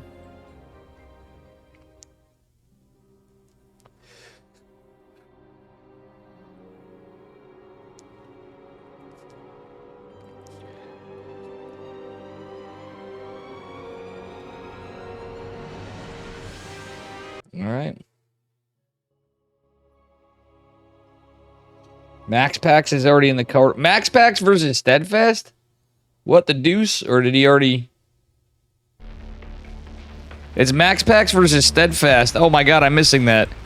Steadfast is in the quarterfinals, guys. Jesus, Murphy. All right, anyway, spawning in the bottom right-hand corner of Golden Aura in the green. Give it up for Reaper from Team Gosu Pro. His opponent in the upper left from Matcherino in the red. Give it up for Estrella. See what we get this game. We get a proxy hatch. Reaper is delivering, as I called it. It's got to be Orochi, boys. And Estrella, let's see if he opens more standard this time around. He's going for a high ground wall. Estrella kind of beaming around here. This could be really greasy from Reaper. All right, he's not building any drones. So he's going for a 13 pool. There's so many different versions of this. The one I do be a little bit different. The Bly, well, one of the Bly builds, but it's literally proxy 3 Ravagers to the face. This one is probably going to be a, I would imagine, it's going to be a Roach play. It's pretty similar. All right, yeah, it's going to be that double gas. It is pretty similar. I think this actually is the least scuffed one of it. All right, guys. Kishu. All right, can Reaper do it? This is Estrella's off race. I think he can. I think it's possible. Estrella feeling confident with his Terran tonight. Oh, but he is going for a Reaper expand against Reaper. Don't call him Reaper for nothing. And it is exactly the build I was talking about, guys. Yep, there you go. The 2 on gas saturation. He's going up to 11 workers. Getting another one. Thanks for the follow, TKL. I'm TKL. How you doing? Hope you're doing good, mate. I do appreciate it. All right, this is a bold move from Estrella against Reaper. I mean, Estrella's from America, too. He's from the United States. He's going to scout this. He knows Reaper's a little cheeky. He's certainly played Reaper a few times in his day. Even if he's at the higher rung of the NAGM League. I mean, Reaper's pretty good, too. That's what I'm saying. You don't want to underestimate him. That being said, Factory's going down. The bunker's about as good as you can do. He's going for a reactor. Because Cyclones come out of the reactor, and although they have a different damage point, I think Reaper might be in a good spot. Okay, we're not going for Ravs right away. He's pushing right off the bat with the Roaches going to hit. Reason being it was scouted. I think it's a smart move. He's going to try to delay the CC. Well, he's going to get the he's going to get a delay. Nope, the bunker finishes rather. Bunker's actually going to get a bit of damage. One SCV's not going to out DPS it, but that Cyclone's on the way. All right, more SCVs are forced to being pulled. A couple of Ravagers coming behind it. And Reaper's just going to build more Roach Ravager. Killing 8 workers. He's going to jump up here and pounce on this. Actually, that's not too bad for Reaper. Killing another worker. Straight down to 14. And he is going to... Reaper's going to Corrosive Bile the bunker. Oh my god. Oh my god, guys. Is this actually happening? Oh, dear lord. I think Reaper might actually have a good shot here, mate. Corrosive Bile's taking it down. Good hits. And, oof. I mean, it's not over yet, but let's be real here. It's a 2cc Terran. It's very all-in from, very all-in for Reaper. You have to get in a crazy state of the game to have a game continue on from this if you don't kill him. But at the end of the day, it's still going on. We don't have a starport. Okay, so that's actually going good for Reaper. The problem is these Cyclones, they're a little slower than they used to be, so they don't infinitely kite Roaches anymore, and Ravagers certainly not. But especially if they're backing up on the creep. A couple Roaches going down the Ravager. Looks like it's in trouble. I wouldn't have hated a metabolic boost research behind this instead of some of it. All the pressure he put on, I think that Reaper could have... It's a hard decision, but getting that 100 minerals, 100 gas down would have been sick. Giddy up. Thanks for the follow, Georgian Bay. Oof. And I love the Overlord with this. You got to be careful because of the Cyclones, but you need to be able to break the high ground, breach it, and you can get some good corrosive biles this way from our Zerg player. Oh, wow. Estrella. Only 9 army supply. Not a lot of mining. He does have more workers. This is completely all army for Reaper. Pure micro. There's no macro behind this, baby. Full NA. This is what we're all about here. Oh my god. And again, it's pretty funny. On the other side of it, we have Steadfast versus Max Packs. My former teammates playing against KJ Freedom before. Owner of Psystorm. So all sorts of Psystorm memes going on the other sides of this tournament. Lots of fun stuff. Reaper basically creating a clown fiesta of a game. Is he going to lose, though? That's the question. Estrella is still down in army supply, but the boys be good units. Is there enough here to hold? There is for the moment. Still, that being said, Reaper's not out yet. This game is still going on. A lot of action for 5 minutes in. And it's just pure Cyclone submarines. No tech. SCVs. It's all about the hold, baby. That's alright. You're following now, bud. Thank you for that. And I'm sorry I have so many ads, guys, but I mean, usually when we're a little more popping in the stream, it makes Dave a few dollary dues, you know? Last month we crushed it with the ads, so I'm sorry. It's a stupid thing to say, but you know what? I'm gonna reduce them for this. I'm gonna reduce. It's ESL. I mean, fucking everybody else does it. I'll do that after this game. I should have probably taken that into consideration today. I'm like, yeah. All right, anyway. Hatch looks like it's in trouble. Not gonna lie, but guess what? There's more roaches, more ravagers, some lings, metabolic finally coming down. Estrella getting 2 more factories. Why wouldn't he go for a starport? Like, Banshees are the counter to this. Alright, Estrella gonna get some SCVs into repair. He has a good economy now. If we look at the income graph, it's certainly a little better. Reaper did try to get some stuff. Holds the proxy hatch. It's all of his production. Speedlings could be pretty good, but it's all Cyclones. The army of Estrella is getting bigger. Still, that being said, SCVs are going to be part of the battle here, but guess what? Metabolic boost isn't done just yet. The lings that he took all this time to make are going to start going down a little. Well, Metabolic just finished. He's going to be able to escape with some. Alright, CC's still up. We're going to make some more Ravagers on the side of Reaper. Meanwhile, Estrella. Well, Estrella's just putting in the work. Oh my god. Corrosive Vials are going to not take out a reactor just quite, but still he's keeping pressure on the CC, killing some SCVs. Keeping the pressure on. It's just Lings and Ravagers at this point, but he wants to keep the Ravagers alive so he can beat down the door. Push in here, maybe get some tech labs and reactors, or a tech lab and reactors. Only a couple. It's pretty funny. Wow, this CC's actually in some trouble. Corrosive Vials, I think, are getting closer and closer to taking it down. Estrella forced to raise it. This battle is intense. I don't know what those Vials were, Reaper. Check, please. Clean up on aisle 9, or is Reaper going to do it? Reaper is going to be dealing with a bigger and bigger army now. Still, he's doing some good pressure. Forcing a repair on the CC. Barracks getting used. Yeah, I think Estrella's feeling a little... Oh, but everything's getting clumped up here. Estrella's definitely feeling a little more confident. Oh, every Overlord that goes down is huge for Reaper. I mean, he's not able to get out the supply just yet. It's all Ravagers and Roaches. Oh my god. The Cyclone just decimated it. GG, well played. Estrella takes it. Reaper puts up a hell of a fight. Damn. That was a 6 series. A spicy short game number 2. GG's.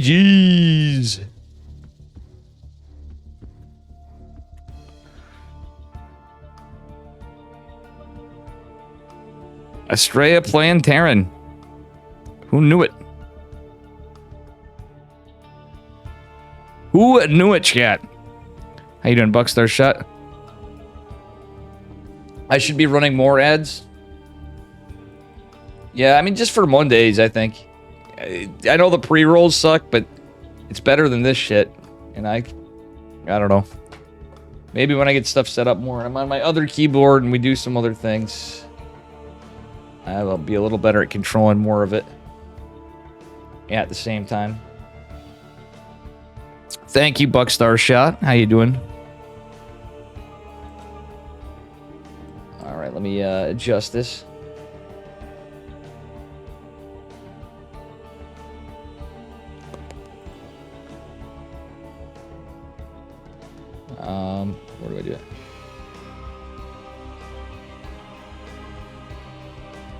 Now let me go here. I'm gonna look at my channel. Might run one while we wait.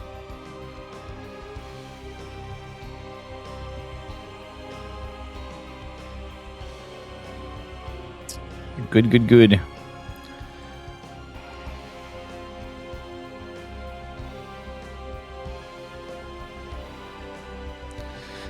Gouda, gouda, gouda.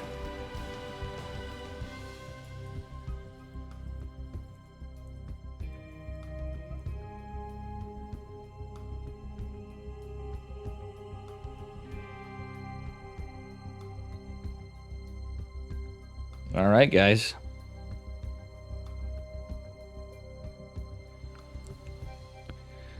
So we'll see what we get.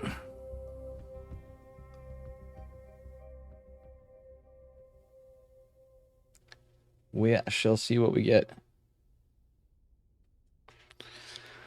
Whew. Straya is going to go on to advance to fight. Who's the Straya fight now? It's going in the quarterfinals. Well, we got Clem versus MYG Naxon. Mystery Gaming's Naxon. Going on. Unless that was updated.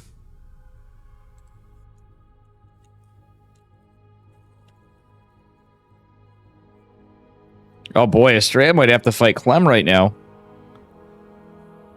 Estrella may have to fight Clem. Oh no.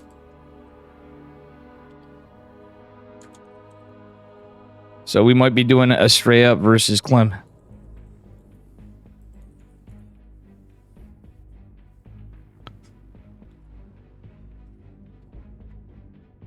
Good stuff, guys. Good stuff.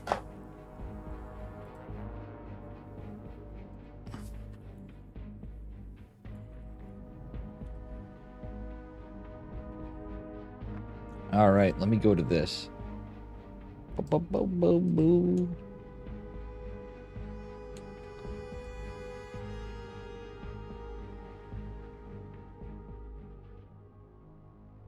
Let me get Mr.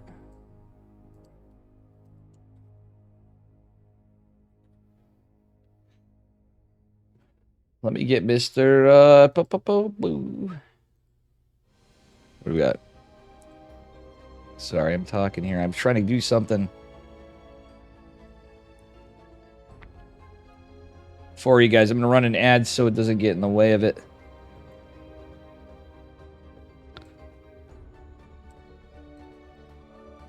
Wait, Estrella versus Clem? We're going to get Dark, maybe? Score? Oh, wait, shit. Dark versus Wayne. Oh, damn.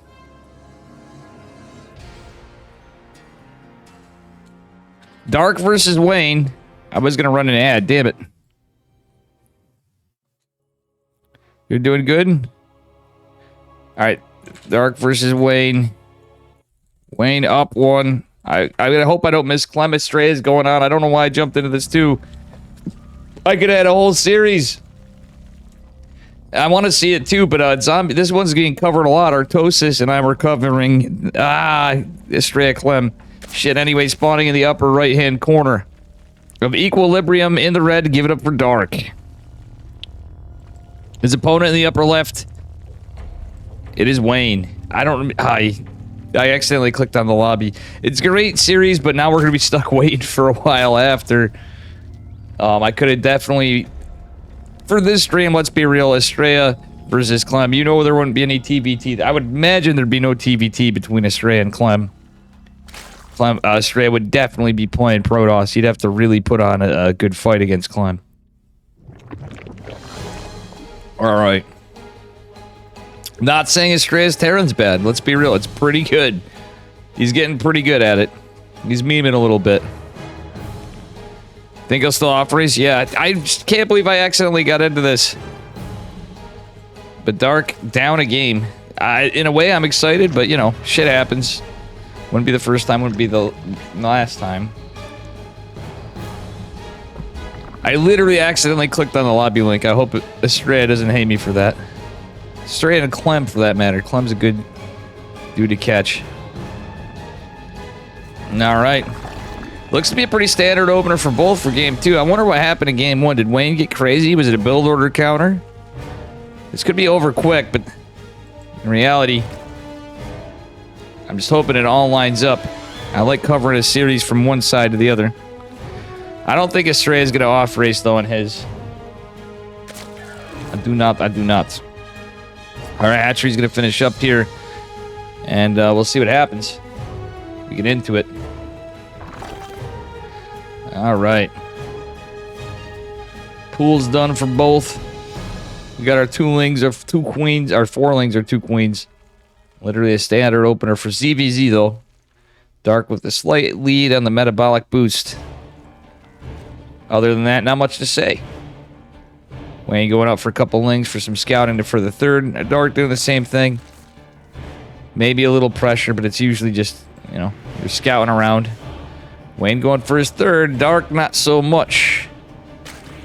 Dark doesn't even do that against Protoss usually until a bit. Like, yeah, see, he's going to go take it just now or try to. On this map. Wayne not going straight across. Dark, on the other hand, is. All right. Let's see, guys. Ling's making their moves. And Dark, yeah, we'll see. Oh, nice trades for Wayne, actually. Did take a little bit of extra damage on the 1 ling. It's a ling for free, but still. Dark making his way in, getting a scout. That's the thing, is it's about the scouting more than the killing. Every ling adds up, like, as Kat said when we were casting together. Wayne going for the gold base, by the way. Look at this. Is it going to be scouted? I don't think that was scouted, guys. We'll see if I'm right. No, the Overlord scouted it. What am I saying? It's definitely scouted. The Ogre Lords scouting her up. Bane with some defense. Oh, Bane. Wayne with the defensive Banes. Rhyming here. No one's casting it? Daily Herbivore? What about Artosis? Hold on, guys. This game's going on.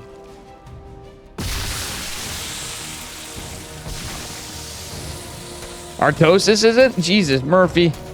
I thought he was... I was gonna go... Shit. That is horrible, guys. I was already set up for it. Not like this. Oh my god. Estrella knows how much I love that dude too. I love these. Both these guys are good too, though. I mean, buds of mine wise, you know. Estrella's a sweetheart. Wayne's is. Dark is. Good dudes all around. All right. Anyway, we'll see what happens. Who wants to have some fun? Ender, thank you for the raid. I'm sorry you had to go. I hope your games were good tonight. Looked like you made it pretty far from where I saw. Thank you so much. Sorry we're on a 2-minute delay. Fortunately, we missed it. I can't believe I missed Estrella and Clem, though, in game number 1. Dark and Wayne, always something I would look for. If I have a ZVZ, this is one I would like. Wayne pushing out with, well, actually Dark pushing out very aggressively with the Ling Bane, but Wayne's got the roaches. Still Dark finding his way into the main base. Certainly going to get some damage done. Gets the queen eventually. Oh, yeah, that's not going to be salvageable. That queen is going to go down. The drone's forced to fight this up. It's several fallen. 3rd hatch. Looks like it's going down to the Banelings. Wayne suddenly in an instant down a ton of workers. He's going to have to go full. He literally has to go full send. Wayne pushing across. Roachborn just going down for Dark. Wayne has nothing for economy. He's down to 16 drones in just a minute. And thank you for the shout out to Ender Wisan. Oh my god, this is crazy. Dark going in for more counterattacks. There's more roaches coming out. Wayne just trying to squeeze out every little bit he can. The Roach Ward coming down for Dark, who has 32 workers. That was a sick play from Dark. It happened so fast. I was looking at chat. And my god, there's a lot of roaches, but not enough. I don't think there's so many lings making their way back in the main. Wayne getting some defensive lings, but his whole army's getting held. I don't think he can take this. It's not like they're +1 roaches or anything. Now Dark's going to have his coming out. Is his 3 hatches. Wayne does as well, but he just lost so many drones. It's all about retention, really. in damage, and he just couldn't find the damage. The links surrounding, even the Banes could be a decider for, well, there's a little bit of links from Wayne. Wayne trying to fight it off. The Spine being a huge catalyst in the fight. The Queens can't transfuse off creep, but GD's called. Dark's gonna take it. Okay, Artosis is getting the Liquid Clem in Australia. Liquid Clem. And thank you again, Ender. Oh, man. I don't think they missed a... they may have missed a game. I hope not.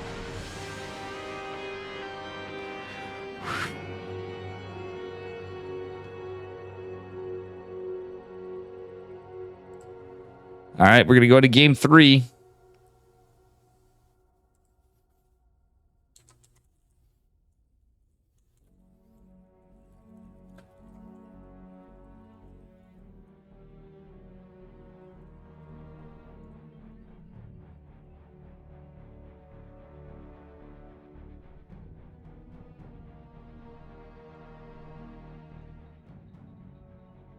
We scuffed my series, but that's all right.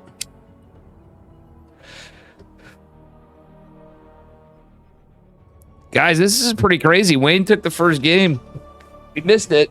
That's all right. I hate missing a whole series is what it is. More than any of it, if I get a complete series, it's a good feeling. It's a good feeling, too, as Mr. Ender. Being base, bringing some friends in here. On a night we need statistics for ESL, so any of you guys hanging around, lurking away, if you can leave your shit on, I appreciate it. Even if you're not here, because you know what? ESL's wanting statistics now every week. Steadfast had to play Max Packs, though. That's another... There's wild stuff happening tonight. Wild stuff. For a guy that wasn't going to cast. All right, it's match point, guys. This is it. Spawning the bottom left-hand corner of Elkion, or Elcion, is Dark. In the red. From Dragon Kites Gaming. His opponent in the upper right. What am I saying? 12 pulling from Starlight Twinkle. It is Wayne in the blue. Our Russian Zerg player against the Korean Terror that is Dark. 12 pulling it up. That's a bold move against Dark, mate. I mean, still, Wayne does it against other people too. All right, Dark just going for a 16 hatch though. Stranger things have happened. Maybe he's just like, you know what? Screw it. It's late.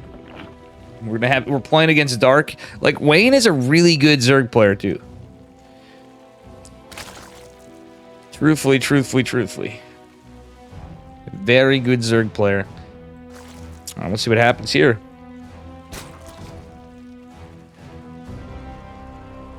All right, Le Hatchery. Oh.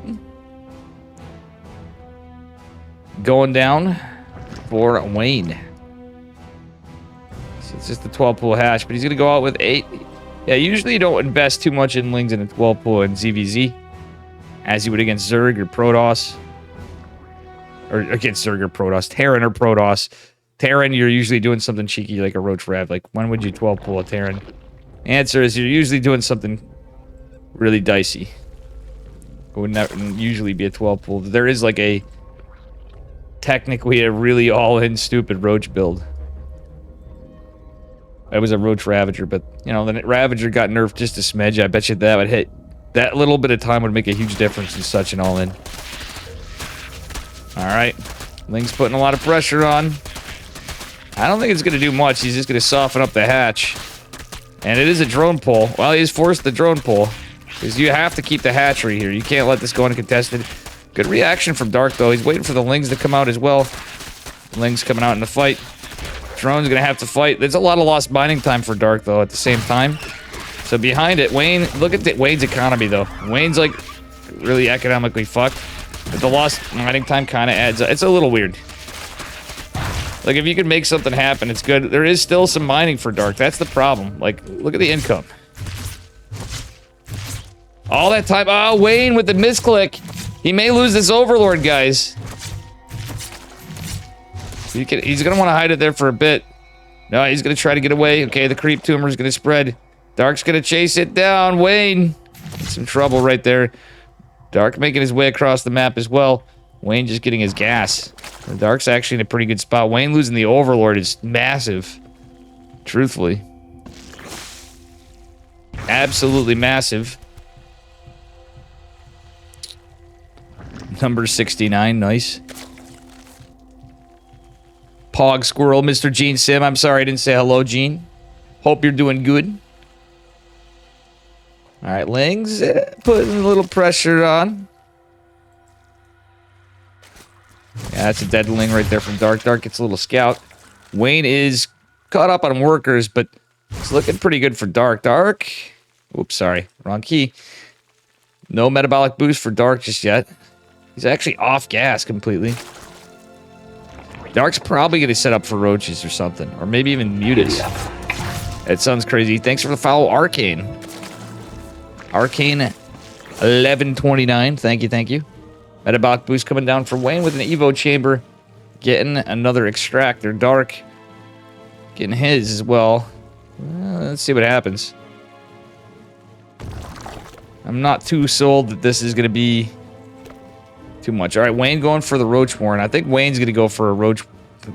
Try to go for a Roach timing attack. You'd usually think Dark would. Dark's going for a third hatch, though. In the last game, it went pretty well. What's up, Reza? How you doing?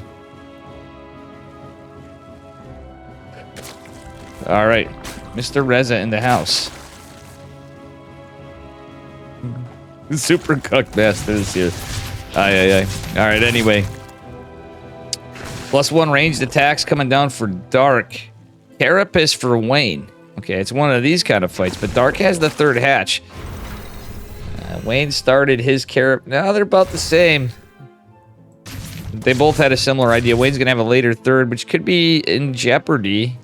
Dark started his metabolic boost first, though, so these Lings will be in some trouble. He's not going to be able to cancel this third right now. Metabolic's coming in for Dark in 12 seconds, but I don't think it's going to matter. A couple Lings do survive for now. That little advantage from Wayne means a lot less Lings, but it's a Roach War for now. Knowing Dark, he could go into something else, as you know. I just noted Dave added... I didn't add the Dave tag. Somebody else did. One of you guys added the Dave tag a long time ago. It was one of you guys added that in. That's funny, Marco Yolo. Hope you're doing good, too. And Reza and Gene. Oh, my God. Nice surround by Wayne. He's going to take out some queens, or at least a queen. That actually helps out. He doesn't get the kill on the third. Taking out a queen's pretty good. Am I losing internet? Oh, no.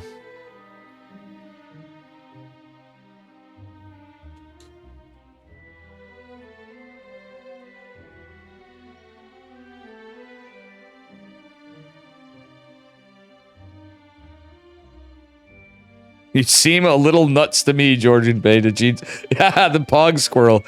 That was a good squirrel joke.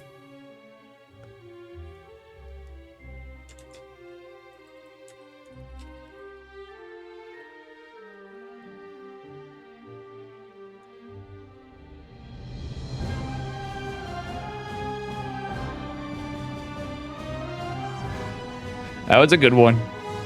Well, unfortunately, light lagged out here. Sadly, we lost Light VIP. RIP, Light's internet. Paused. These guys got to get their bearings. Game resumed. Alright, they did disengage, so I guess it was after a fight, not before. When things settled down. Let's take a look at the trades. Little in favor of Wayne, but is it going to matter? +1 going to finish for both, but +1 Carapace versus range. It's a weird situation. That makes your Lings a little better, though. So the Lings become a component of the Roach War. Army supplies looking steady. Wayne's obviously behind in supply. He did 12 pool. Economically, Dark doing a little better here. So here he goes. Unfortunately, guys, the cranky ducklings have been knocked out. I feel bad for Light. He's had some internet issues over time. Poor guy. Light and the cranky ducklings. Excellent parts of the StarCraft 2 community. And good buds. Oof. They're also tournament organizers and everything else, too. A whole team light at the helm. All right. Lings and Roach are Ravagers coming in. Let's see what happens. Alrighty. Well, now. Guys, I think I'm going to do something. Speaking of that, I have a lot of approved ESL co-casters. If we get good Twitch support, I might actually start paying some of the guys that from time to time that are approved. Something even. I can't guarantee much for the night. Every so often. To do the co-casting with me so it's not just me on my lonesome when I'm tired on a Monday. You know, I started out wanting to ladder and was all grumpy, but... And I never updated the scene before. Oof. I think we're missing a lot on another side of it. This is probably going to be a Wham Bam Thank You Ma'am series. But you know something? I think we got a good one still. Yeah, Wayne is just so economically screwed. He's got a massive army that's mostly Lings, but he's going up a Roach Mountain. He's trying to get a good surround, does do so, get some nice corrosive piles to drain this Roach supply. Dark just has so much money, though. The third hatch is in trouble. Oh my god, the surround, Wayne takes it! Wayne takes it! Wayne, 2-1's Dark. Dark had to leave. You could tell he was frustrated from the lag.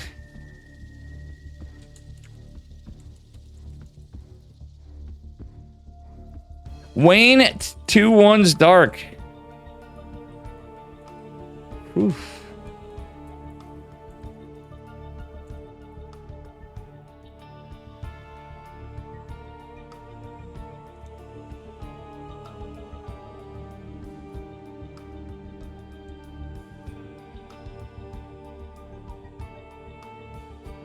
Let's go to Estrella, Clem.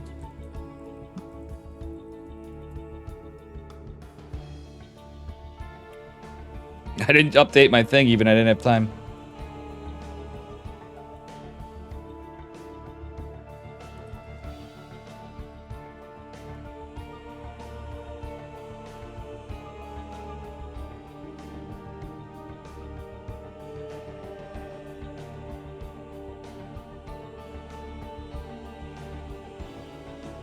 Man, let me tell you, now we're going back into Estrella versus Dark. Or, I mean, Estrella versus Dark. Wayne won Estrella versus Clem. Ah, man. I think sometimes maybe Corker. Reza. Ay, ay, ay, ay. Alright, guys. Estrella versus Clem. Coming up here. I'm going to have to update my title as we get into it after, which is going to make things a little interesting. Spawning in the bottom right-hand corner of Site Delta in the blue. Give it for Team Liquid's Clem. His opponent in the upper left. Representing Matcherino. It is Estrella. In the red.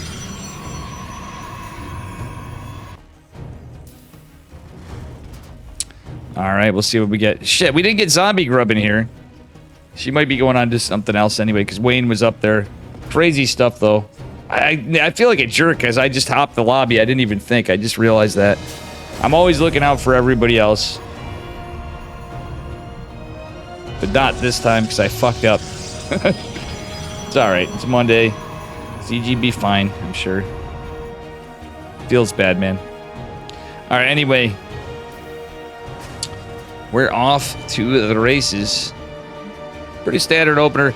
This map, you do kind of want to SimCity it for the Reaper back at home, I think. You could Reaper Cliff it. Yeah, you could Reaper. You could Reaper wall it. But I think because of cyclones and everything else. Who knows? Estrella's trying to play it a little safer in a way. Doesn't want to risk losing the gate or Cybercore if he walls off at the Reaper Cliff. And that being said, Clem looks like he might. Let's see what he's gonna do. Marine opener. Not really sold entirely what he's doing. He's going for a scout, though. Not a bad idea against Estrella. Estrella's going Nexus before Core. Yeah, no. I think he did. And that's actually going to be okay. SCV going out for that scout there, as I said. because it's just Marines. He's got single Marine opener. I thought it was 2. For some reason, I thought the first finished. Anyway, that being said, I see if he's going to scout out. That's a pretty normal opener, but Estrella actually in good shape to take this. Clem is up a point. I forgot to mention that. All right. It's a sentry opener for Mr. Estrella. Interesting. He's going to spend all his gas on this. And honestly, against this, I feel like this is the best possible situation to open how Estrella did Nexus before Core into a sentry. Yep, that into a sentry. Clem, is he going for a proxy starport or something? Guys, I think we might see something cheeky from Clem. I believe this is going to be a proxy starport. He could just go Hellions, but with Cyclones, who knows? Yeah, he's going to go for the Hellion drop. The old Clem special. All right, CC is going to finish up here. Dear Clementine. Oh, my darling. Oh, my darling. Oh, my Hellion. Clemevac. We have the Clemevac coming in, guys. Could be, well, I think it's 10-1 going to be a Hellion drop. This hallucinated Phoenix is going to go scout out. Actually, this hallucination might come in pretty good. He's going to see no starport, no racks. Straight, just checking around just in case. I think he knows something's up. He sees the Hellions, though, I think. Did he see the Hellions? I'm not sure if he did, actually. It's going to be a 1-gate blink opener from Estrella. Actually, no, he's going for... He got another gate down. It's not going to be done just yet, but warp gate's just finishing up. Anyway, it's going to delay the warp gate from coming. Obviously, it's going to take a little bit. These 3 Hellions, 4 Hellions now are going to hit the main base. There's nothing to defend. Just a singular Stalker. You really need, like, a shield battery. It's such a pain in the ass to deal with this when you don't get an exact read. Sentry may have energy for a force field, which might buy a little bit of time. 4 workers fallen so far. Estrella likely to lose some more. He does have the shield battery, though, and battery overcharge is available. 7, 8 work. I don't think it matters, though. These, oh my god, these Hellions are doing so much work. Blink is not going to be done for a while. If only he had, like, 2 more Stalkers up there. A rough start for Estrella, unfortunately. Medevac gets taken down at the cost of... He had to make decisions, but he had to clean it up. 13 workers going down is absolutely brutal for Estrella. I mean, at least he doesn't have more medevacs coming. He cleaned up the medevac, cleaned up the Hellions. Blink's going to be done.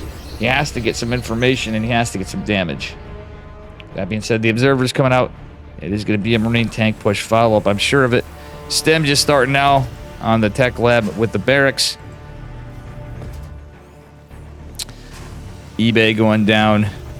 Or eBay starting +1, rather. The Clem's already starting about pretty good. That being said, 13 workers for a medevac and 4 Hellions. Oof. That is worth it for Clem. Estrella is going to try to take a 3rd base. In a way, I don't hate it. Because he's on 2 gate. He's going to go into a robo bay at normal-ish timing. At least he's gotten that far in his economy. He had the double gases going. He only has 4 Stalkers. So you really can't get a lot of damage done. It's more about keeping this back. And only with only 4 Stalkers, you can't do as much. He's forced to get out an Immortal. I don't hate the Immortal as the Robo Bay finishes up. The Immortal can be useful. Oh no! Estrella! Estrella! I don't think this is the play with just 4 Stalkers. Maybe. Oh, if he denies STEM, that could be huge. That could actually be huge, Gabe, huge. But guess what? 4 Stalkers aren't going to out this DPS the SCVs. The remaining unit's going to go, and the push is going to unfold. Big Daddy Immortal coming out. There's no way anything... Oh, yeah, the Immortal actually stalling the production or something, but he needs something. Only has the one... Oh, yeah, this is rough. This is really rough. The Stalker's actually getting 10 workers, but I don't think it's going to matter. And unfortunately, Clem's up a 1. I mean, this is his 3rd base, so he has to, like, honker down on his nat. But this is going to be supply loss on top of all the money for Estrella. Colossi is coming, but I don't know, mate. The 2 Stalkers survive from back here. But still, Clem looking like he's in a fantastic spot. Estrella managed to get more workers, but he's horribly supply blocked right now. Oh, the tanks! Gonna make this a huge issue. Stim was actually finished. If Stim was denied, I'd say maybe. Youth losing the gates, even rough, and all that text kind of exposes the front Colossi out, but we don't have extended thermal lance. Of course, you just can't at this time and how everything played out. Oh, yeah. Stalker's getting pushed on. Immortal goes down. These Marauders... Oh, my God. Yeah, this Colossi's almost dead. Yeah, GG's called. Unluckily, Flam is going to take it for a stray. I'm saying at the 2-0. Oof. That build just... It hurts your soul. You know what I'm saying? It hurts your soul.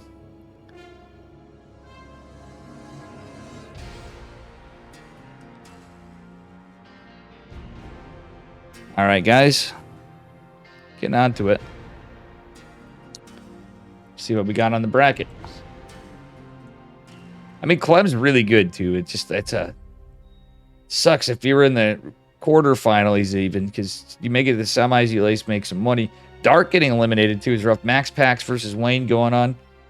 Gumiho versus Riser, as far as it goes.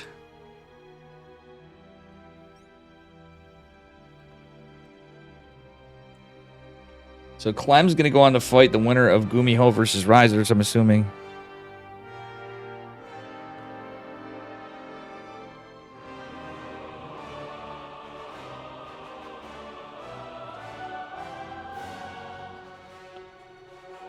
All right.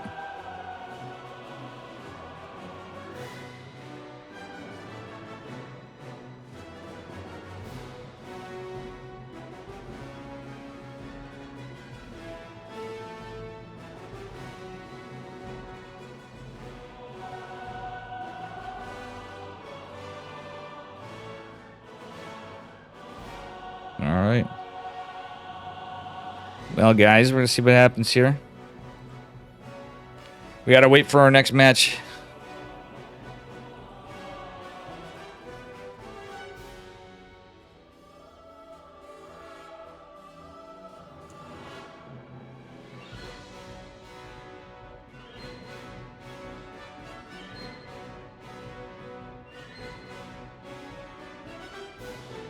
All right, guys. See what we get. Max Pax versus Wayne on the semifinals for the lower bracket side going on in EU, presumably Clem versus Gumiho and Riser.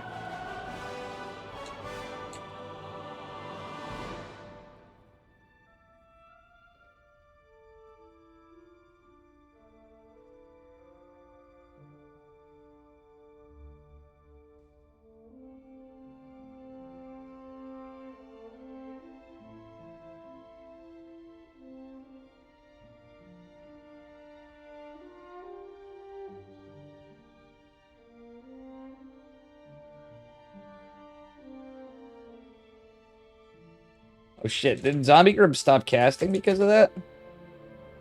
I hope not. Nope, she's still on. Why did she not show up for me? Satan Savior, thank you for the 1,000 biddies. Zergmaster Race. Ledle. Thank you for the 1,000 bits. I really appreciate it, my man. Thank you, thank you.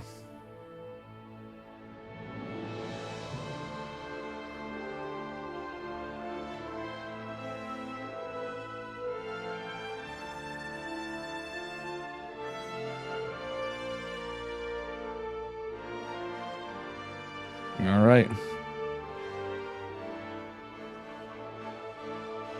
Thank you so much, Satan Savior.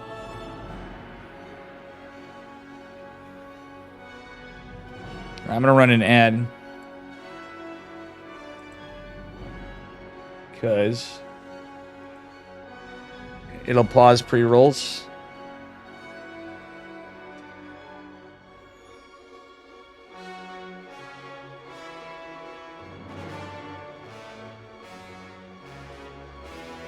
All right.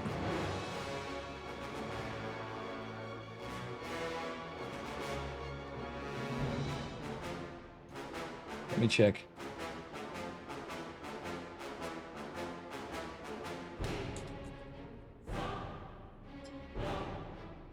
All right, let me check here.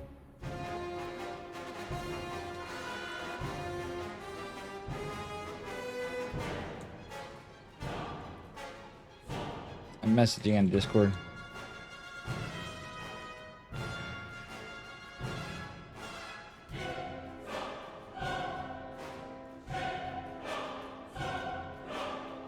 let's see here. I'm gonna go to EU, guys, because Max Pax and Wayne are in EU. If so, not, I'm gonna get Gumiho and stuff. Thank you, guys. Thank you, Satan Savior, for the 1,000 bits. Nope, I have no idea. I'm gonna go back to Americas. So we'll get Gumiho versus Clem. I'm assuming that's what it's gonna be, but we don't know for sure.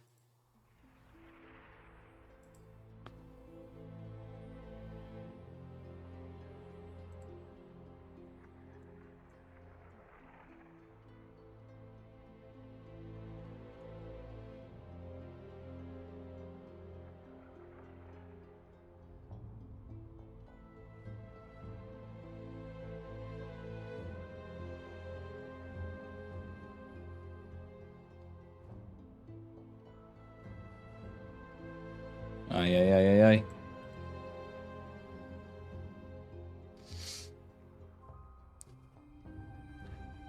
Well, everybody's waiting for the moment. I'm pretty sure for the most part. Steadfast. Why was I not thinking to check Steadfast? Yeah, he's got what Wayne versus.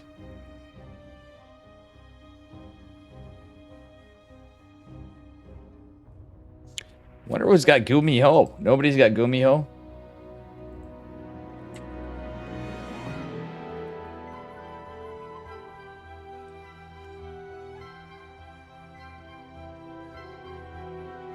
I think nobody got Gumiho. Versus Riser. They're still going on. Maybe.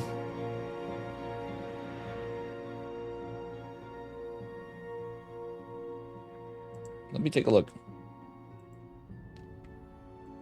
TKL streaming in French too. Chicken Man streaming too. What am I saying?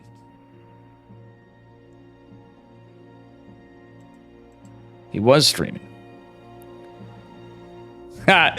I've done that, Marco Yolo. You're in the wrong chat. Shit, wrong chat. Now that's some chat for us. Maybe Drew Lock can be better than Geno Smith throwing to himself. Ay. That sounds like a steadfast chat if I ever heard one.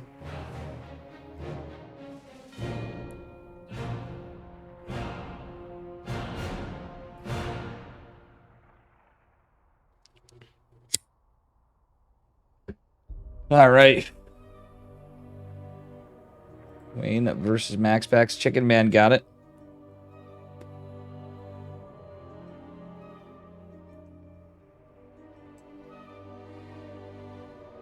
Trying to see. Oh, Gumiho.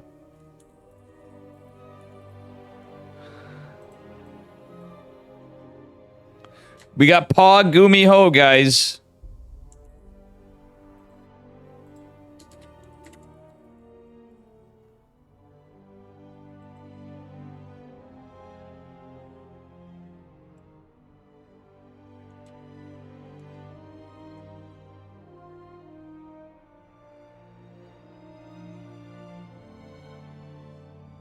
All right.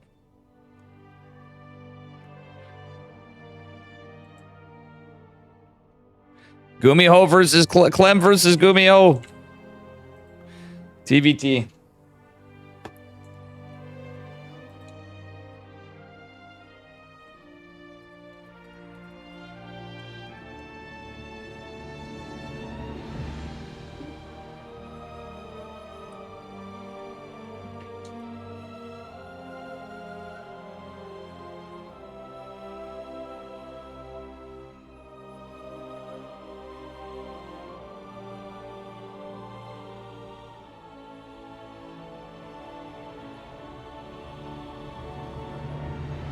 All right, guys, bear with me. We got Clem versus Gumiho. I'm gonna update this too.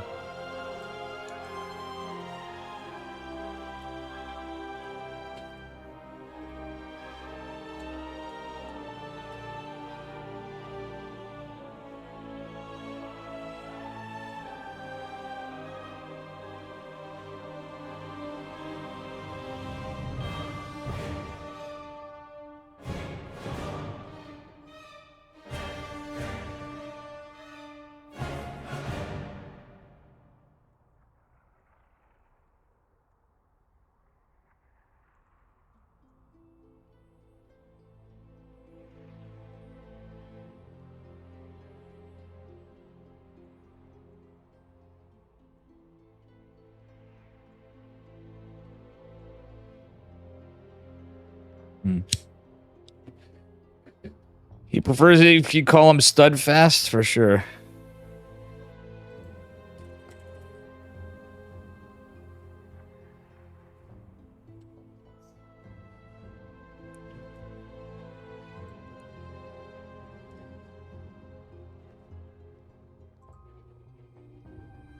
In round of 8, we did actually have 4 of each race. By the way, guys, that's crazy. We had... No, we didn't. What was he talking about? Oh, yeah, Riser, Estrella, Max Pax, Clem, Gumiho. What? Who's the other Terran? I'm confused.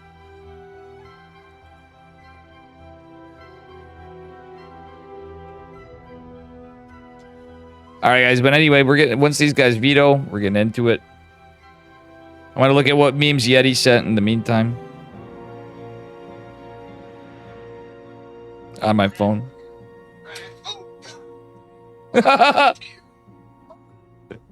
Fuck me to tears. Guy gets hit in the leg with a golf club. This is what I'm doing while we're waiting because.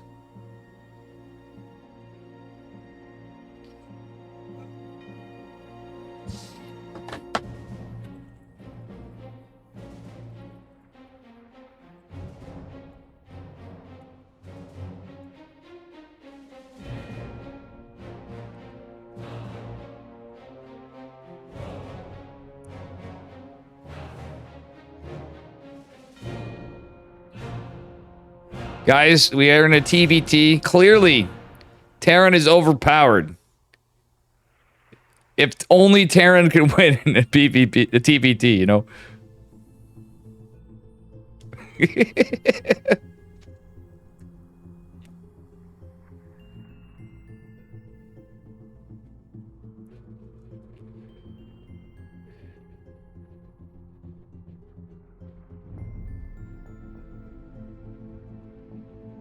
We're waiting on Clem.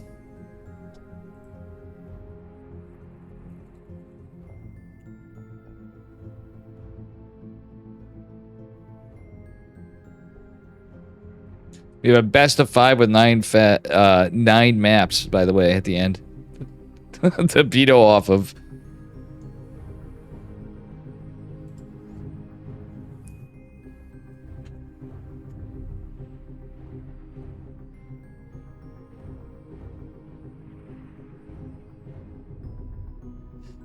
Oh, man. I love me some Clem. That was interesting to see, though, but seeing my boy Estrella get taken down does feel bad, man. I'm just gonna say it. Does feel a little bad, man. You know that? I gotta message Yeti that his shit was dank. He sends me a lot of stuff on Instagram. I can't check them all usually until and I'll forget to check the ones I didn't. Oh, speaking of siesta, Jesus. I kind of, like I said, I wasn't planning on doing this tonight. I have to take care of a lot. But if I do today, I can always get stuff tomorrow.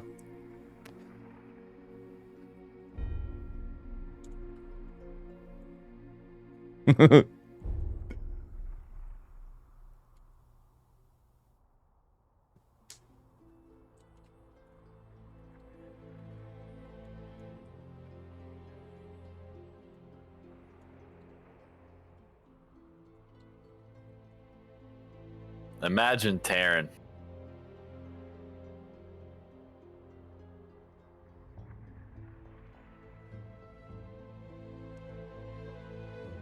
Oh.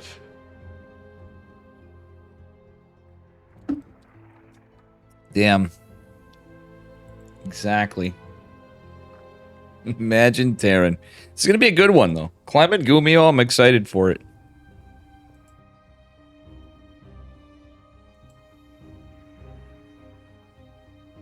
I'm excited for it.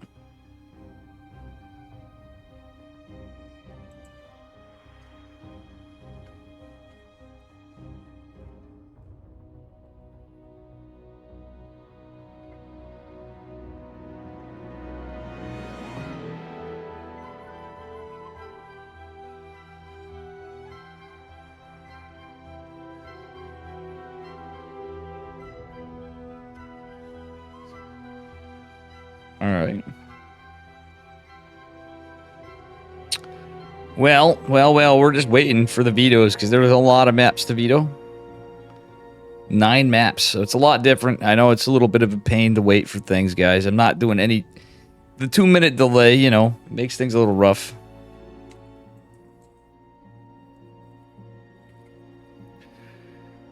But it's alright, we're waiting on lobbies. We've had series pretty good the whole time.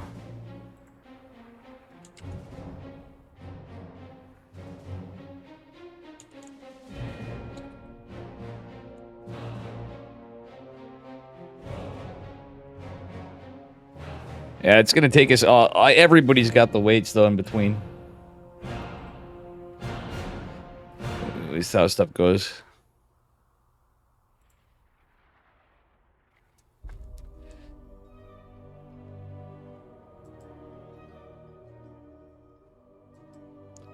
Wayne versus Max Pack's ongoing. We're gonna go on this side.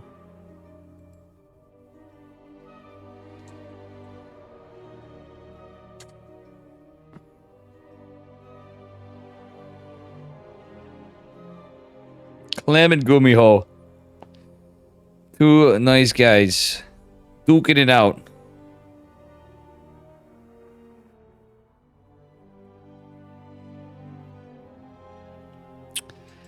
Yeah. I'm gonna run ad again.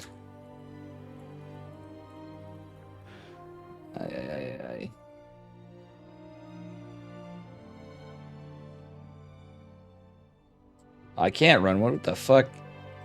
Bullshit, man. I should be able to run another one. This is why you're forced to do it, stupid crap.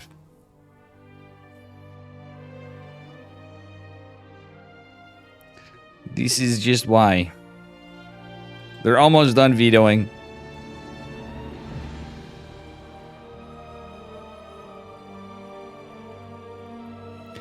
And you know, we're here on this Monday.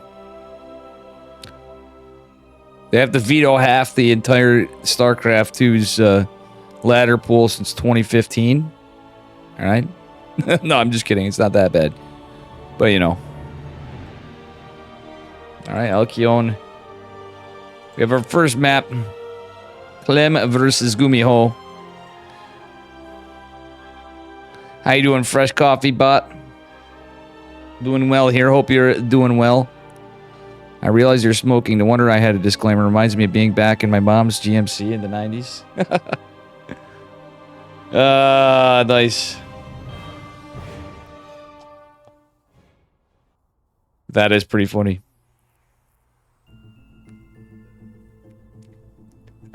Reza and Georgian Bay. Excellent 10 out of 10 response. 10 out of 10 response.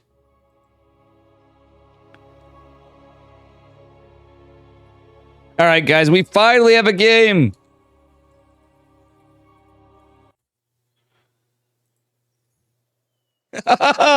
Oh, God, Reza's going to have a field day with this one. But anyway, you know what I'm going to have a field day with, guys?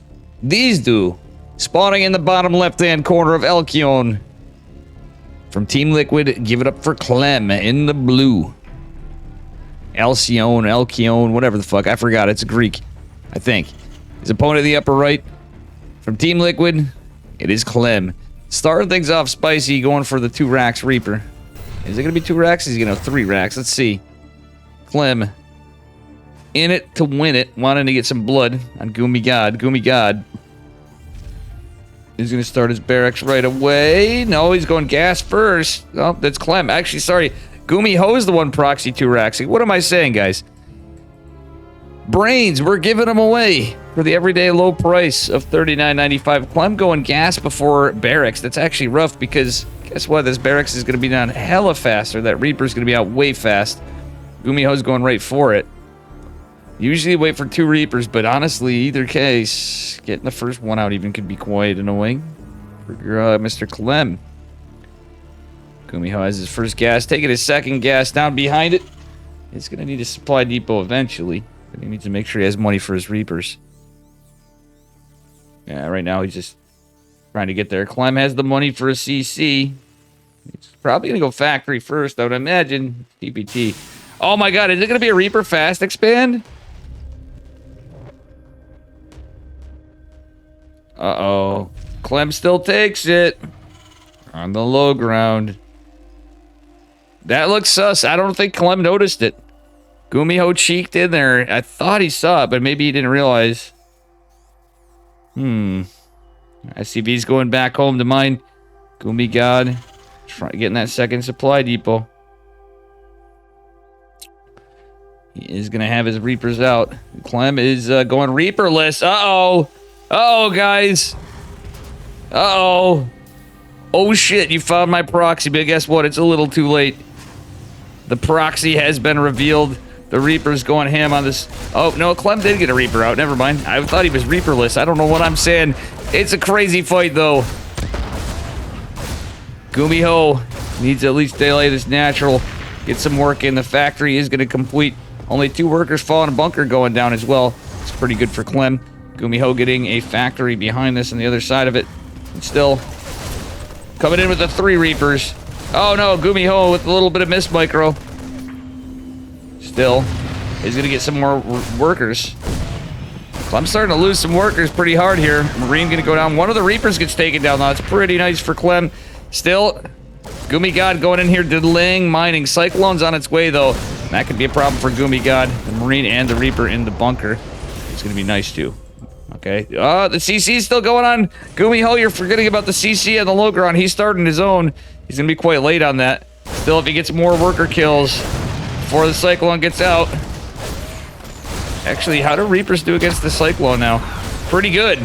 Pretty heckin' good. Still, repair money is a bit. And Gumiho is supply block for now. Gumiho might want to consider backing off and going back home. He probably should have for a moment. Forgot about the CC. Yeah, okay, looks like he did go back in after all. He's just going to retreat. Has his Cyclone coming out, going into his starport as well. Clem down to 15 workers. That's quite a bit of damage. Gumiho got 11 SCVs, a Reaper, and 2 Marines. For 3 Reapers. I'd say that's worth it. Clem is going to have a CC faster. Here's Orbital Command Center. Gumiho is coming behind. He's not going to have that Orbital for a bit. Still in a pretty good spot. GD's called. Oh, Clem cheesed out of it for game number 1. Making smoking sections great again. Yeah, I'm not exactly proud of this, and honestly, I should have got some more for tomorrow. Oh, fuck. I need to not smoke as much now.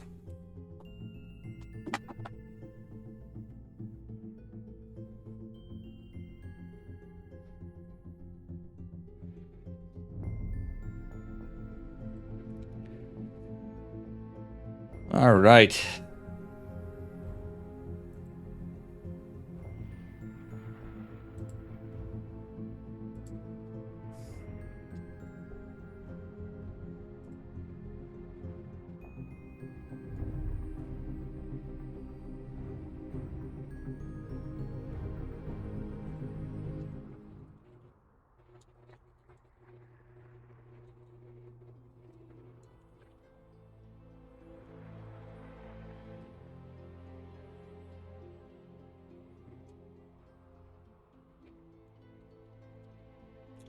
All right, guys, here we go. Going into game number 2. What ended up being a very quick, very aggressive game number 1. Gumiho taking it. Now it's up to Clem to come back. He's going to need 2 maps to win it to advance to the finals. This is the upper bracket semifinals of the EPT Americas, number 195. Anyway, here we are in the upper right-hand corner of Hectate in the blue. Representing Team Liquid, give it up for Clem.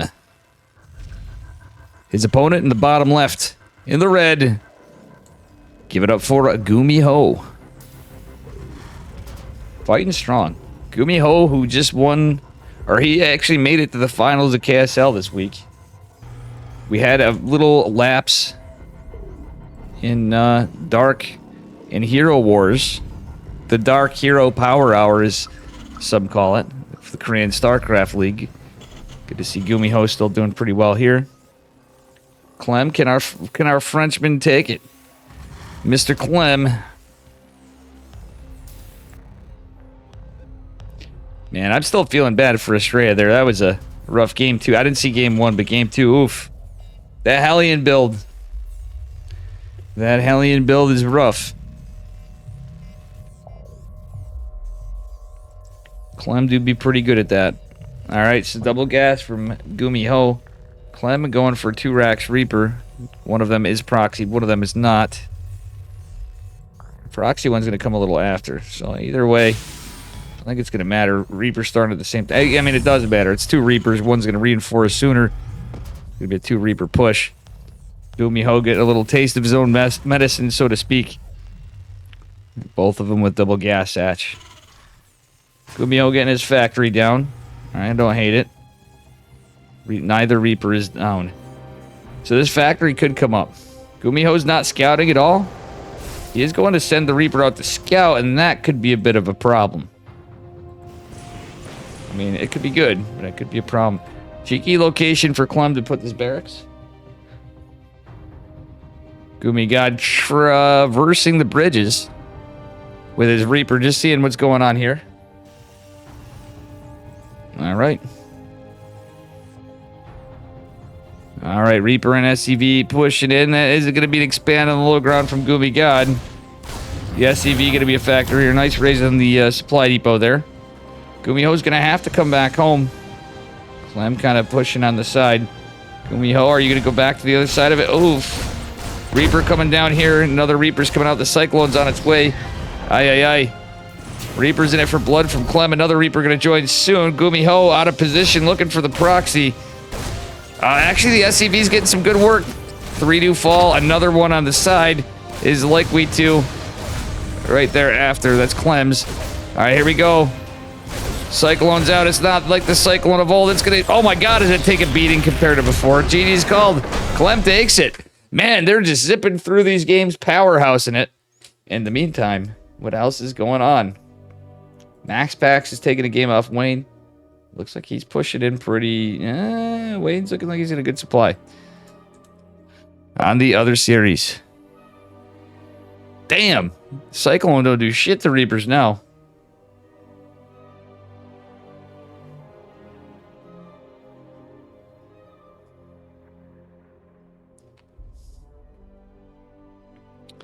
That Cyclone.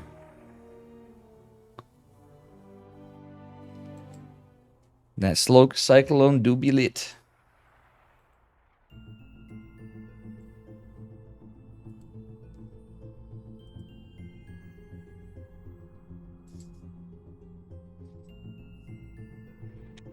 All right.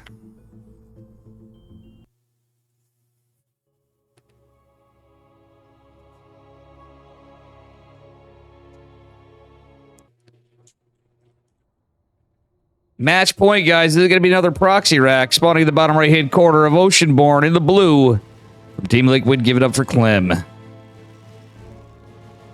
His opponent, the upper left. He's red. He is the man of mech. Give it up for Gumi Ho. Let's see what we got going on here for game number 3 of the series. All right. No SCVs going across the map just yet. We have a macro game, or at least a 2-base game. Are these guys going to be 2-based? Because they are 2-based. Let's be real here. As we get into it. All right. No, pretty standard setup. Well, is it? Clem going for 2 racks again. Oh, he's going in base 2 racks, Reaper. Gumi Ho not doing so.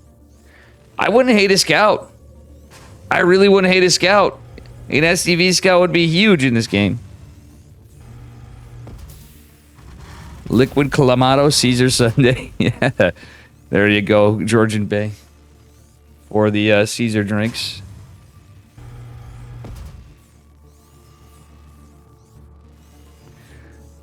Yeah.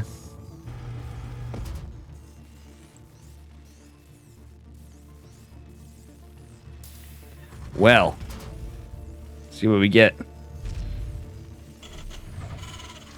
Alrighty. is going to be a Barracks Factory opener from Gumiho. 2 Racks Reaper from Clem. He might wait for a bunch of them. Could be alright for Gumi, though. Could it be alright?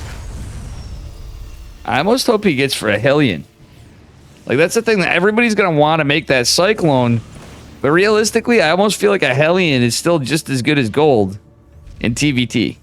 Like, it's something we're going to be figuring out. But just mark my words on this. Clem going for a factory, too, with this. That's pretty good stuff.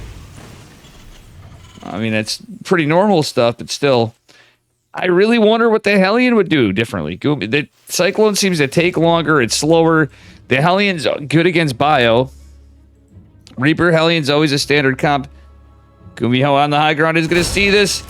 Does have his 2 Reapers. Clem got a better shot. Oh, but it's going to trade out. Oh, Gumiho going to lose his 2. Gumiho wants to chase it down. Clem is going to bounce him a little closer. Does Gumiho get it? He's going to see there's another Reaper. Sees where it's coming from. Gumiho buying time for it, at least. Though he loses it. Cyclone is going to pop. And this is just 1 Reaper for now. Another one coming. So, good defense from Gumiho. He wants to keep the CC down. He's going to have an advantage. Oh, Gumiho gets the kill. Another Reaper coming immediately behind it. Still, it's Reapers and Hellion. In singular Hellion for Clem. That's what I'm talking about. I really think Hellions are something that are going to be overlooked for a little bit. Watching this, watching other games. Everybody wants to jump into that Cyclone. I don't know. But Gumiho jumping in this Cyclone makes sense. I mean, the guy loves mech. He's been meching it happen in previous patches. Against Protoss, even. So, let's be real here.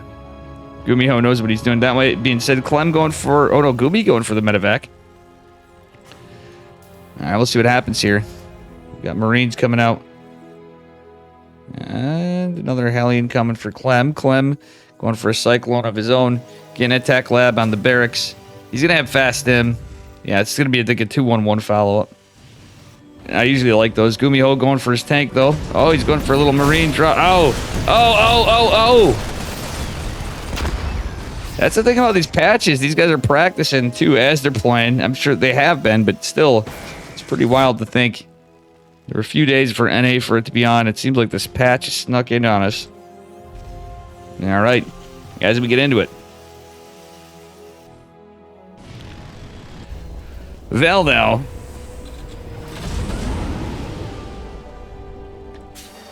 Cyclone Marine going to come reinforced with these Hellions and Reapers. It's going to be tanks and Vikings for Gumiho, though. Gumiho's going to have to be careful. Cyclones ain't what they used to be. Still, it does get that lock on, which is pretty nice. There's other Cyclone coming in behind. Oh, Gumiho with the swift reaction is pretty nice. Tank on the high ground's good. The Vikings are good. I kind of like this for Gumiho. That was a sick save. He almost got jebaited. That Cyclone with the drop would have made a huge difference in that fight. But at the end of the day, Gumiho was too good. Clem at the defense. Clem, speaking of pretty good, he's going in to get this supply depot, or try to. Siege tank's already prepared. Clem going into a CC. Did he even get stim? No, he didn't get stim. Interesting. Now he's shift. What the hell? He was shuffling this around. Clem's going to be behind on the tank game. He's going to be ahead on the stim game for now. But Gumiho, I hope he actually switches gears if he does go bio. He should be doing it. Thanks for the follow, Love67026702. What a name. I mean, hey, you wanted the name Love, so welcome, Love. Hello, hello. Thank you again for the follow. And anyway, well, here we are. The Vikings going to be somewhat of a factor. We'll see. Mostly airborne vision. Oh, nice save. That was sick micro by Gumi God. Cyclone and tank getting pushed back. The medevac getting a lot of damage dealt to it, though. Clem going to keep going back. There is a siege tank finally getting out. Clem going to have to siege up. Not a lot of bio for Gumiho. All the SCVs getting pulled. The 3 tanks, the 1 Viking, and the medevac aren't going to be enough. Clem holds. What the deuce? He only loses 5 SCVs. I think that very much favored Clem. Wasn't expecting that. In a moment's notice, things kind of even up a bit. Gumiho actually technically trading less efficiently as Clem's been going into bio and stuff, and he just lost more gaseous units. He lost those tanks. Tanks are very important set of things for TBT. That being said, eBay going down third base, finishing up for Gumiho. Clem does have his third base already, but it is not on location. And that being said, Mr. Gumiho is looking for little drops and stuff, sharking around. Interesting use of Vikings. He's going to not defend his base. He's going to go shark around. He's going to go try to get a Viking drop in here. Clem is postured to stem it. Okay, he's just chiseling on the... Okay, Gumi, pay attention. Gumi? I don't think Gumi's paying attention, guys. Where is Gumi's... Oh my god, he just threw away 2 Vikings for nothing. For literally nothing. Was it the Reaper? Well, if I would say that is the most worth it Reaper in the history of StarCraft too, almost. But it's not necessarily true at all. But 2 Liberators going from Gumiho. This is reminding me of... Okay, this isn't proxied, but before the patch, this is reminding me of Spirit versus Special. Where Spirit 2-1... Or sorry, Special 2-1 to Spirit with a proxy starport, which I've never seen more Liberators being played. And it was just before the patch. It was literally last week, just before the patch. Was in like tournaments. Like you'll still see a couple tournaments where it's probably finishing up without it because of when they started, but still, or until it becomes commonplace. It's how the event's made, but still pretty wild stuff. Let's see if these 2 Liberators get a lot of damage. They don't get a lot of kills, but still they do force a little bit of lost mining time.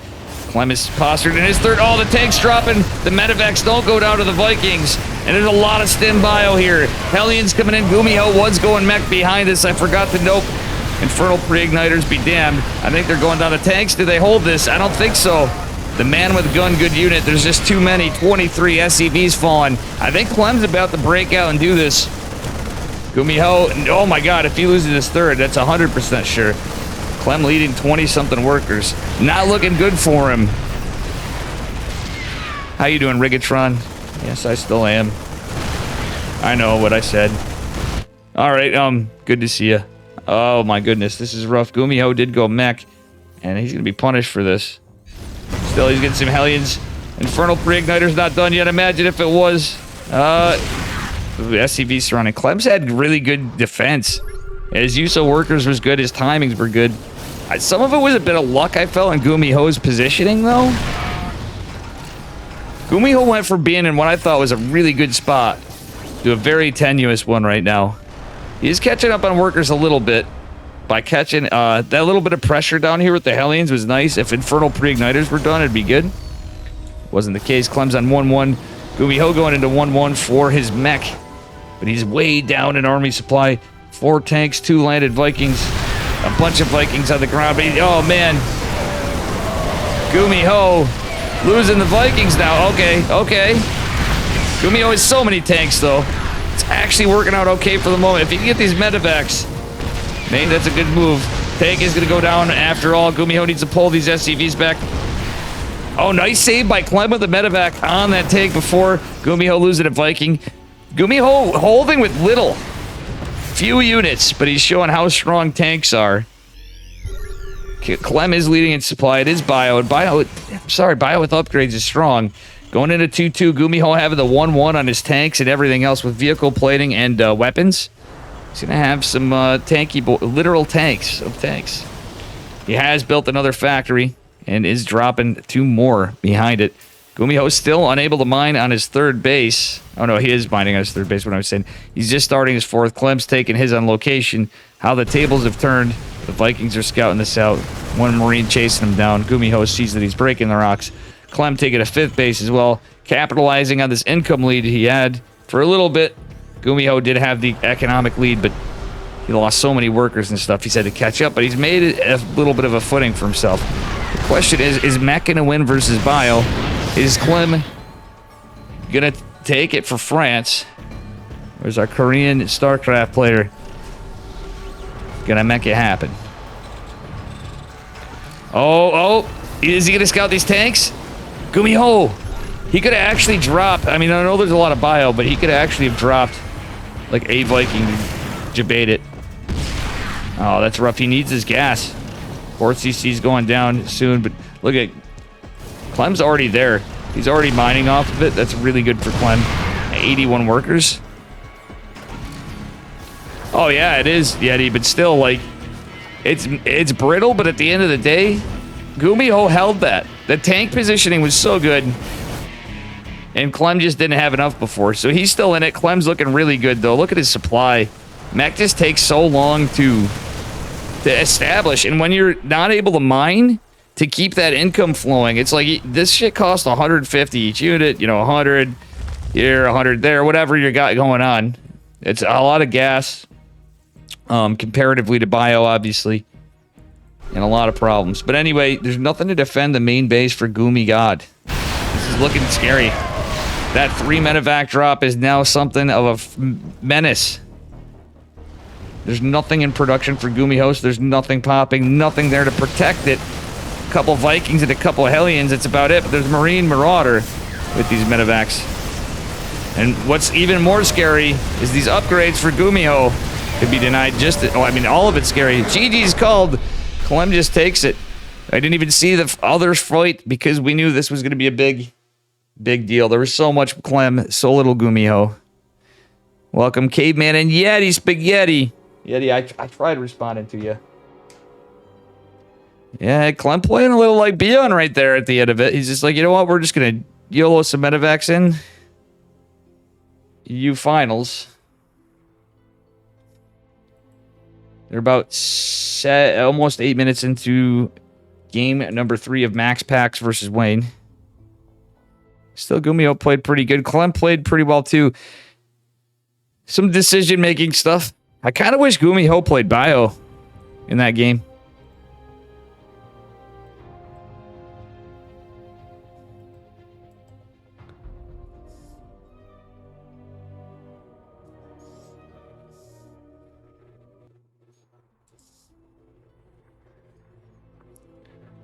I do wish Gumiho played bio in that game. But anyway, winner of Max Packs and Wayne.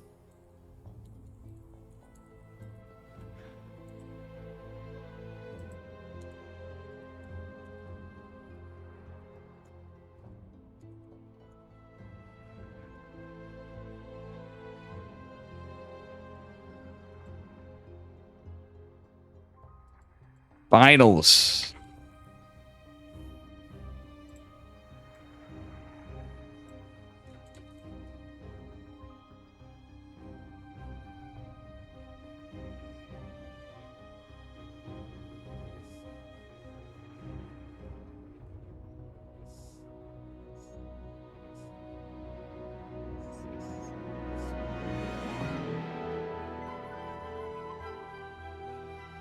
Oops, I should have moved that. I hate doing it this way, but you know what? It's better than nothing. All right, anyway. See you guys in a few.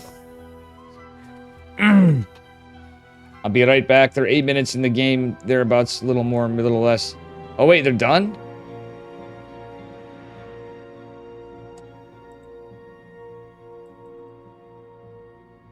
They're done.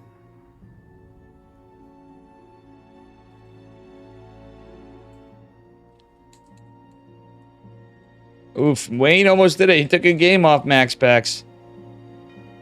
Wow, 6 series tonight.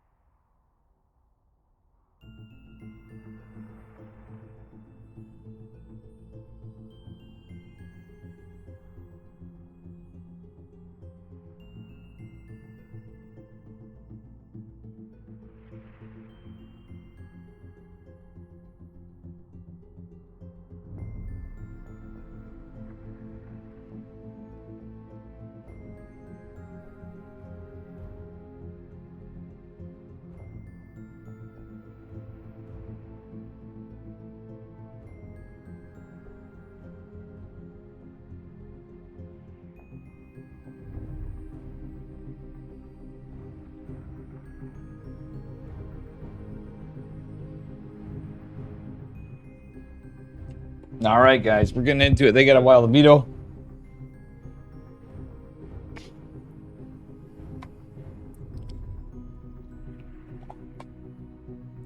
Okay, so how they veto the maps, guys, this is really interesting.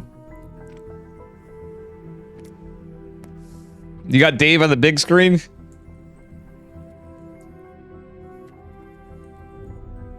ESL EPT Americas 195. Max Pax versus Clem. The revenge. All right, but guys, yeah, this is funny. How they're doing the vetoes is crazy.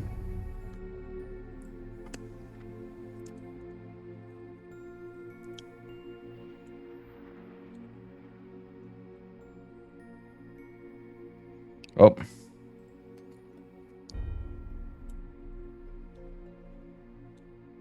All right, guys, we're going to do this. The vetoes, guys, are interesting. For these 9 maps in the finals, in the best of 5, it's A-B. They have an A-B veto, then A-B pick. You can't veto the maps that are picked.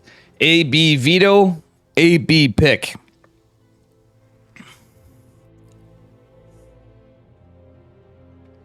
Minus AB plus AB, minus AB plus ABC. That's crazy.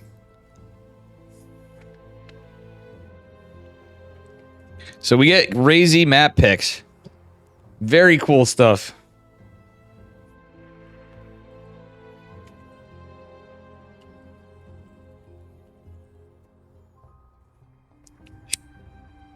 Very, very cool stuff. This is going to be a banger. Best of 5 finals.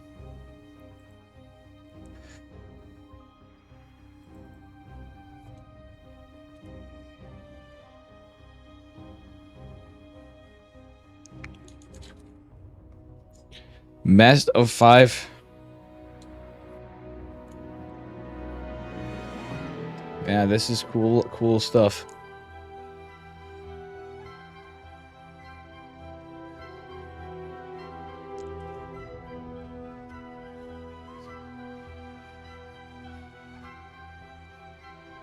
Just waiting on these two to be ready. They're all vetoed up. We're in a lobby. Good stuff. Good.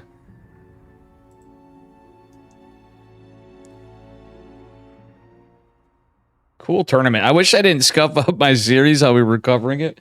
But we got really good games. We got to see two of the 3 of Dark and Wayne. And I think Dark was a little frustrated because he got lagged out a bit more than anything. More than getting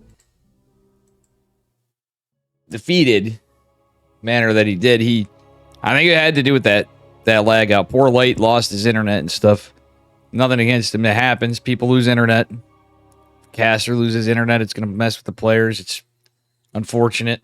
If you start lagging out, we have to leave immediately if it happens for a long time. Anyway, here we are spawning in the bottom left-hand corner of Solaris in the blue. Representing Psystorm Gaming, it is Max Pax. His opponent in the upper right, in the red, representing Team Liquid.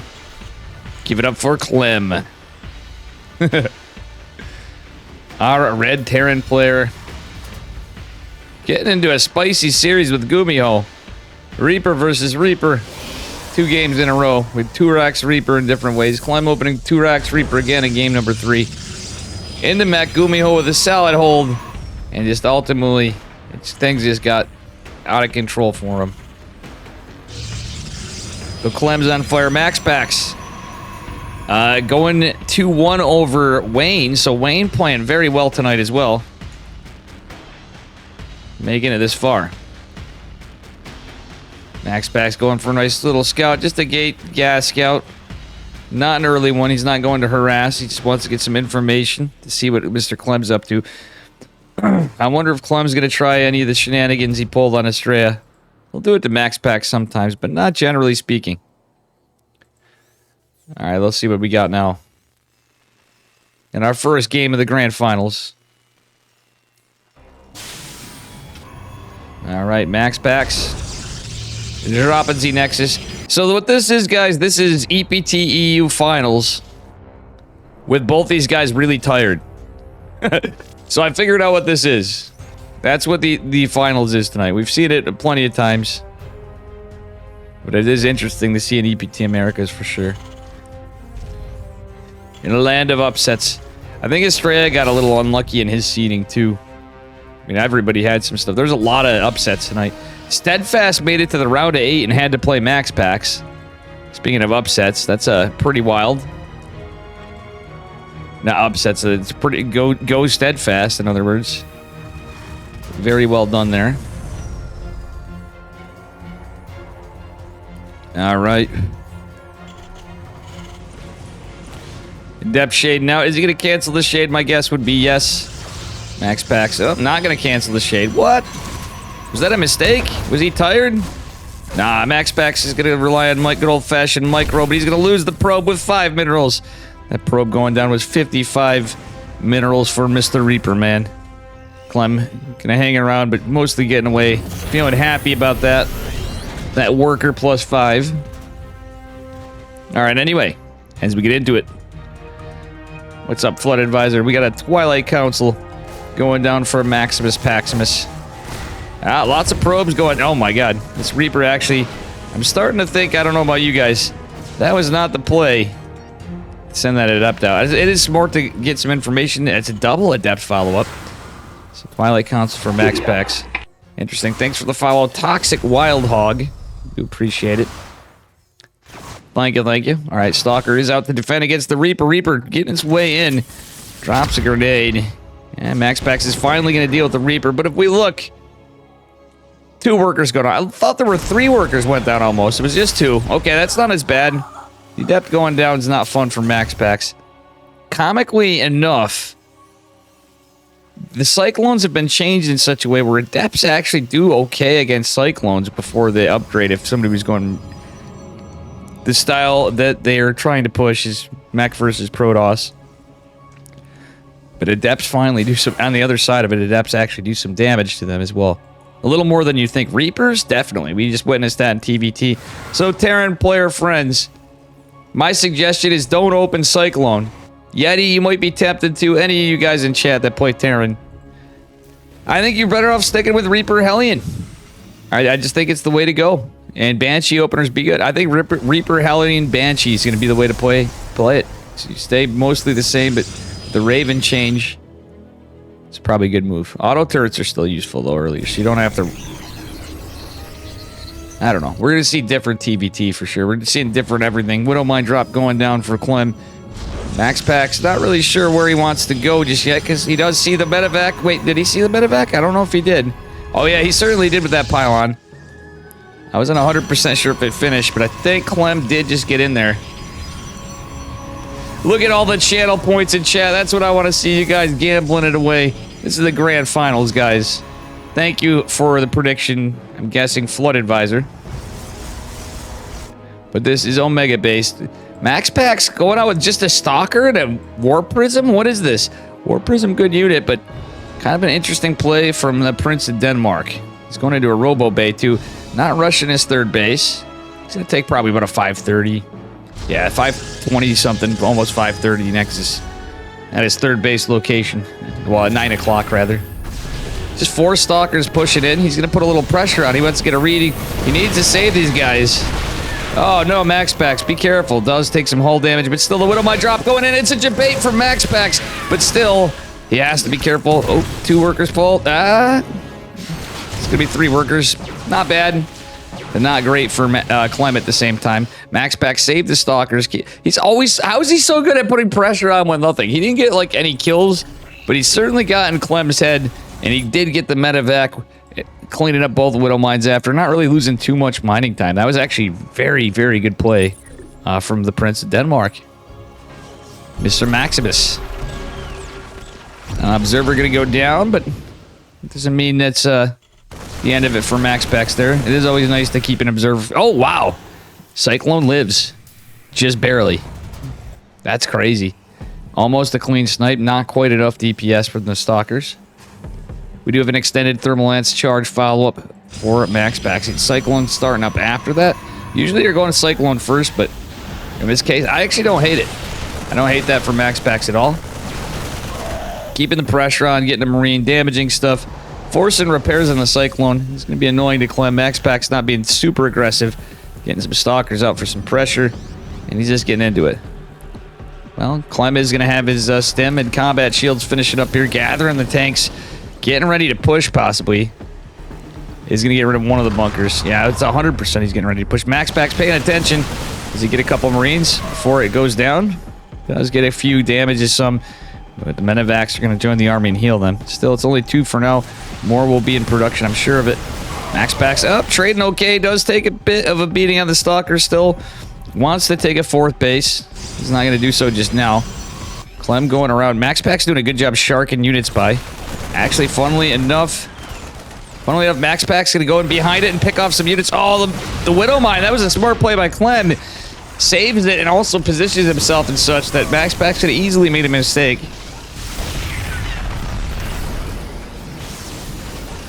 Yeah. Well, here's the thing, guys. So I'm reading chat, too. We can talk about that after. Let's look at this game. This is a sick one. Pretty standard, but pretty cool. Max Pack's been doing everything he can to keep Clem back. And it feels so different, because what do we normally see, guys? In the last patch, we normally see 2 Ravens pushing out with or not even 2 Ravens. Sometimes you'll see 2 Ravens, not from... Just 1 Raven with 2 interference matrices, is what I'm saying. Disabling the Colossi, and it just... Basically, he's like, well, you're just dead if you don't do absolutely everything right behind it, and even then sometimes. I'm liking the change. I think this is good. Oh, no! Sick Widow Mine. But Max Pax is in a decent spot. His army supply is really good. Clem is securing his 3rd base. Max Pack's getting his 4th down. This is like textbook, a normal state of PvT, but Protoss is feeling pretty alright in this spot. It's not like neither player's super ahead or anything like that. 4 Widow Mine drop could make a big change to that quick from Max Pax as his army sharks out. Most of the Stalkers away. Yeah, this Widow Mine drop has nothing to scout it. Max Pax are going to react. There's a Cyclone here at least. Or Cyclone. A Colossi here. Jesus, we're talking about Cyclones. Max Pack's forced to lose potentially up to 4 workers. Oh, well. Gonna lose a Zealot. Anyway, there's 2 more going in. Max Pax, is he aware of it? 2 Stalker. Wait, what? Hello? Oh, now, okay. Clem debating. Max Pax! Max Pax! Oh, a Stalker and 7 probes. Actually, that might have been all together on the other side of it. Still, the army going down here. Nice force field for Max. Maximus Paximus here. Oh my god, do you guys see that? He's using the acceleration zone to his advantage a little bit. This is weird. Alright, do we see some good War Prism Micro? I was going to say, no, we are not for the moment. Vikings are out. Ghost on the way. Dark Shrine going down for Max Pax, who's not continuing his upgrades. One little thing I'd note, kind of important to do. He did just deal with the Widow Mine drop behind. Actually, did he? No, there's a Raven coming behind. I missed that. Totally missed that. Alright, guys. This is looking crazy. Max Pax has to disengage. He's going to lose a Stalker. Again, using those acceleration zones to his advantage. So is Clem. Max Pax, pay attention. There's a Widow Mine right there. Oh my god, it gets it. Clem even has an armory with this Ghost push, too. So I actually don't mind when that happens for the Terran side of things. Max Pax is able to find an area of room to get some harass on the other side that he needs. Warp Prism going in. It's a DT! 1 DT to rule them all. Let's see how many scans are left. There is 3 CCs. And the 1 Dark Templar actually getting a lot of work. It's a good timing for Max Pax in that regard. His army supply is lower, though. Is he going to warp in a lot of Zealots? That's the question. No, he's going to lose his Warp Prism is what he's going to do. Ghost EMPs. DT does not get the kill on the Ghost. Oh my god, this 1 Widow Mine. How many kills did it get? 1? I wonder what it killed. Let's take a look at the trades. Actually, not too bad, but Clem taking the better fights. Max Pax getting a little behind in his upgrades. Clem's going to have that double eBay behind this with the Ghost. Wouldn't hate to see Max Pax drop another Forge in here. Oh, that being said, look at that. He does. I mean, it's the best you can do. Clem's already going to have the upgrade parity, but it's perfectly fine for Protoss to be in that position. Oh, is you Rigatron? Well, thank you, Rigatron. I'm sorry, I'm behind on chat. I know we're in a 2-minute delay. I'm just really liking this game, guys. That being said, the Raven is... Okay. Ha! Hallucinated Phoenix going down. Max Pack's taking the 6 o'clock-ish, 5 o'clock-ish base. Max Pack's might be in trouble. I have a feeling Klein has wind to this. It looked like it for a second. Maybe not. Yeah, he's got to know he's taking that. It's a... I don't know, actually. Like, I feel like this base is almost a little safer against Terran, because this is a big distance to get your army over to. Like, it is either way. It's hard to say, because it's choke, the ramp. I like how Max Pax has some probes out. It's getting an observer in each direction. Okay, he's going to spot this army. Wonder if Clem notices this. We'll see. He's going to scan elsewhere, so I don't think so. Max Pax does have a decent army. Clem's is a little bigger. Max Pax going into an immortal, but does he have any disruptors? Sorry, guys, I'm misclicking. There's only one disruptor. This base is in trouble. Max Pax, Clem started to drop those CCs down. You got to do something about this, mate. All right, disruptor is going to not find anything. Viking's going to go take it. As I say, it's just about this. I think it's the push distance too, because you're a little bit. Seems like you can kind of shark over there easier for Terran. Medic Jumer, how you doing? Clem is the game's back and forth. Clem is definitely a little ahead. He's got the upgrades, but I don't say he's miles ahead. I disagree a little bit, Medic. It's looking pretty normal for PvT.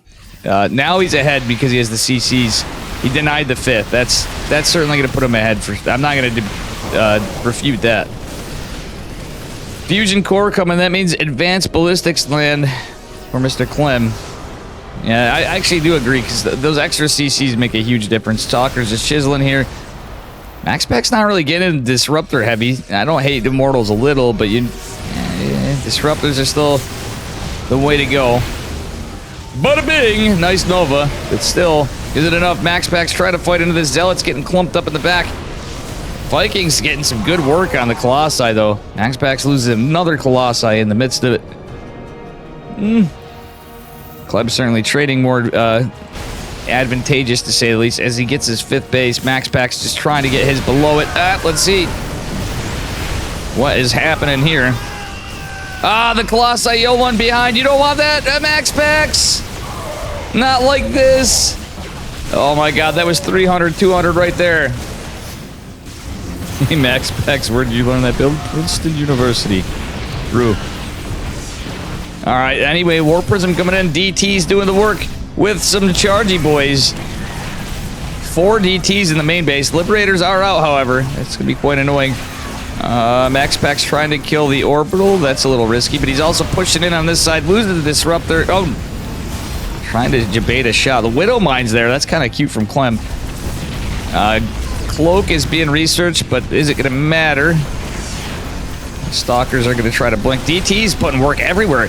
The DPS actually doing something. Clem has to address this issue.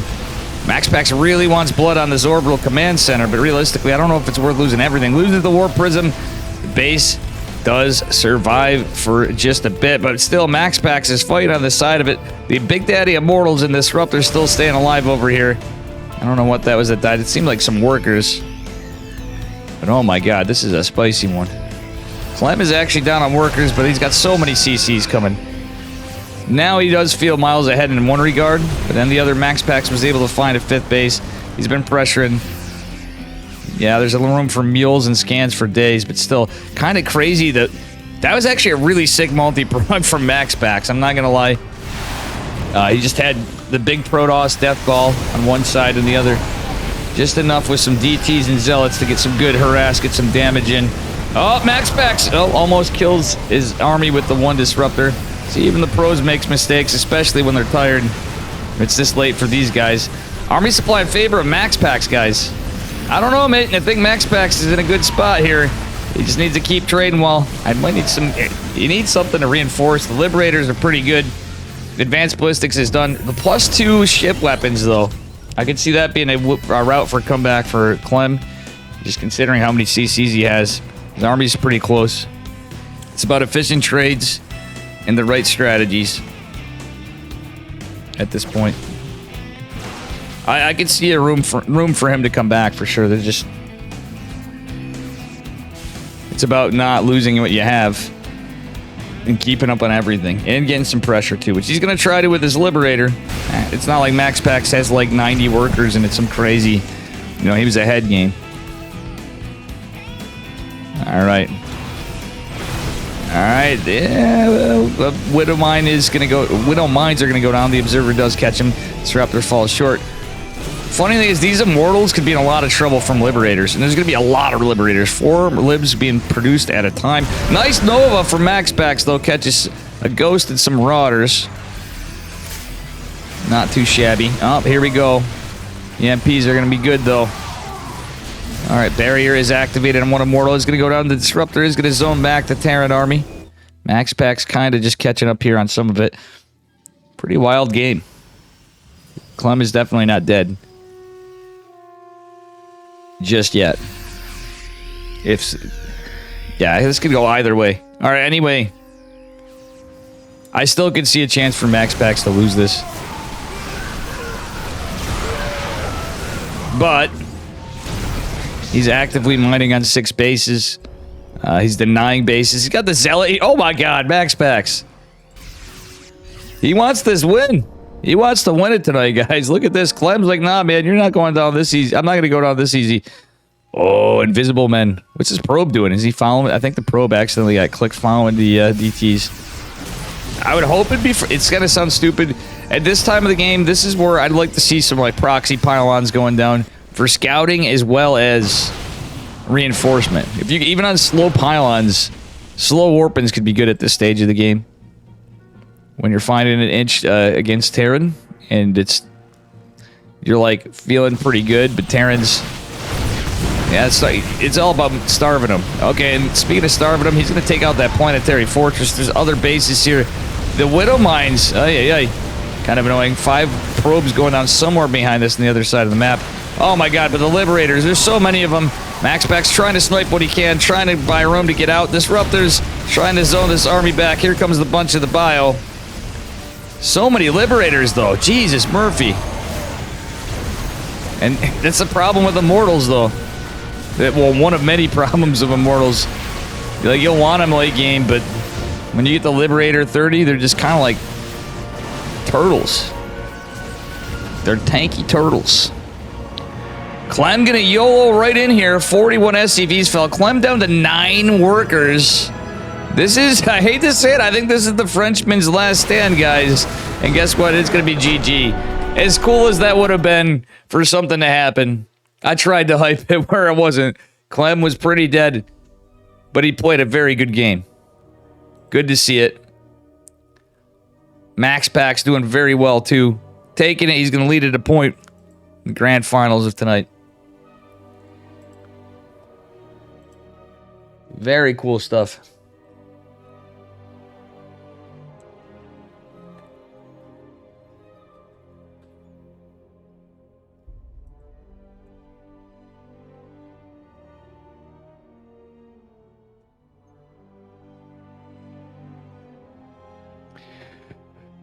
Oh, apparently I did make it into a zombie grub video.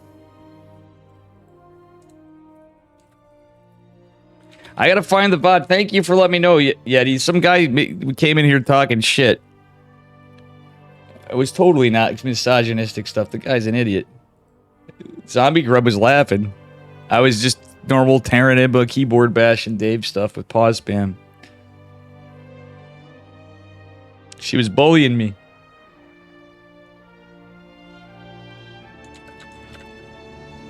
All right.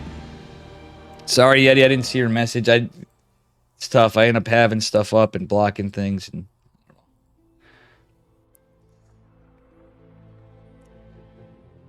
game number 2 coming up. Holy shit, we got a lot of casters tonight. Well, it's also, there's admin in here too, but we got Pig, we got Steadfast, Lights back with the Cranky Ducklings, Zombie Grub, Artosis, Alexander Enke. I think we had TKL casting earlier. I don't see him now. Maybe he still is. Oh, yeah, he is. Who's now following too. Yeah. Good stuff. All right, anyway. Spawning in the bottom right-hand corner of Site Delta this time. The blue. Representing Psystorm Gaming, it is Maxpax. Up a point. His opponent in the bottom, or upper left. I don't know why I said bottom. Upper left corner. In the red, he is Mr. Clem from Team Liquid. All right. That was a pretty sick little bit of comeback there. How do you snipe 10 immortals and immediately lose? Well, there wasn't enough bio. So all those liberators were actually getting chewed away a bit. Clem lost a lot of bases. MaxPax was literally preventing him from mining. He had the bases, but Clem had to be able to deal with the army. The army advanced. And that'd be that. Alrighty. Like, basically, MaxPax was starving him. So as much as Clem had CCs, he was getting mined out, and his main, his third, natural, his third, and he was mining on fewer bases. So behind it, MaxPax, he'd be able to reinforce. But the Immortals really could trade out after. Like, MaxPax could get to gateway units at that point, even. He'd go to the Stalkers. Only thing different about that game, I would have maybe liked to see it on MaxPax's side, would have been a little bit of Temple Archives going down. For feedbacks and for Stormy Boys at the end. Or Archons, even with it. It is DTs, but... Sounds crazy, but the cheeky couple Archons in there, even later, could be alright. EMP was nerfed too. Still good, you guys see it. There's nothing... I think EMP's perfectly fine the way it is. Not throwing any Protoss shade on it. I'm just saying it's... I think that was a change that was not absolutely crazy to make. It was within the realm of reason. And we saw how it's been for Protoss in the last bit. Some of the stuff, you know, it's alright. Is it a little silly? Maybe. But does it make stuff a little different? Sure. Spices up different matchups. Alright. Adept is gonna, well, defend the Reaper for now. This game, MaxPax learned his lesson. But guys, speaking of Princeton University, we have the Marathon Man, Mr. Zealot over here, killing one of the SCVs, forcing the other to go to complete the bunker, but still MaxPax gonna delay the CC 100%. He's gonna try to run up here. No, he's trying to bait that. Oh, the Adept comes in, gets a kill on the SCV. Marine in the bunker too, though. What a delay on the CC. As long as MaxPax is macroing behind it, and it looks like he is behind it all, he's just fine. MaxPax has to be careful not to lose this Adept. He's gonna lose the Adept. He almost got the Reaper too. That would have been huge. But still, it doesn't matter. Another Adept's coming in. Gonna try to shade to do this. Look at me. I don't know though. This is where my point of contention was about MaxPax. But in the past, love me some Hero. I feel like MaxPax is goddamn close to Hero in mechanics world. We know where Hero falls short sometimes lately, but like this kid is so good. They're playing really late. This is why I like this guy. Some incredible micro. If it was like somebody not Clem, that would go a lot better. You know what I'm saying? For sure. A lot of players that were not Clem.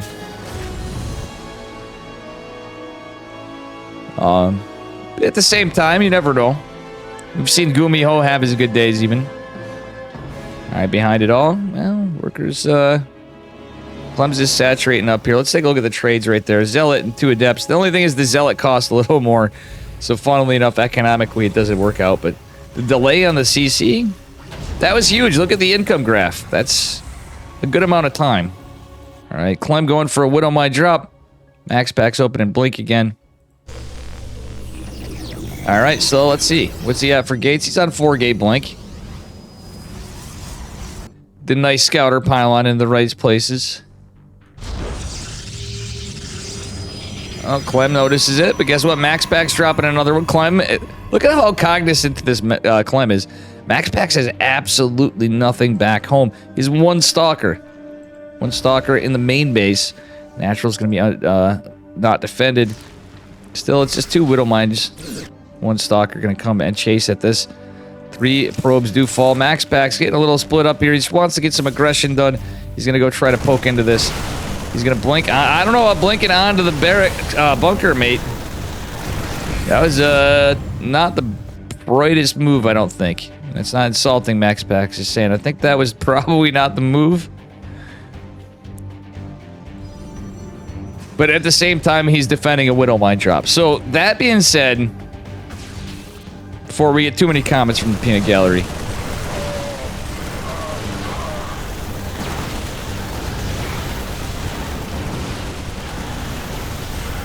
alrighty.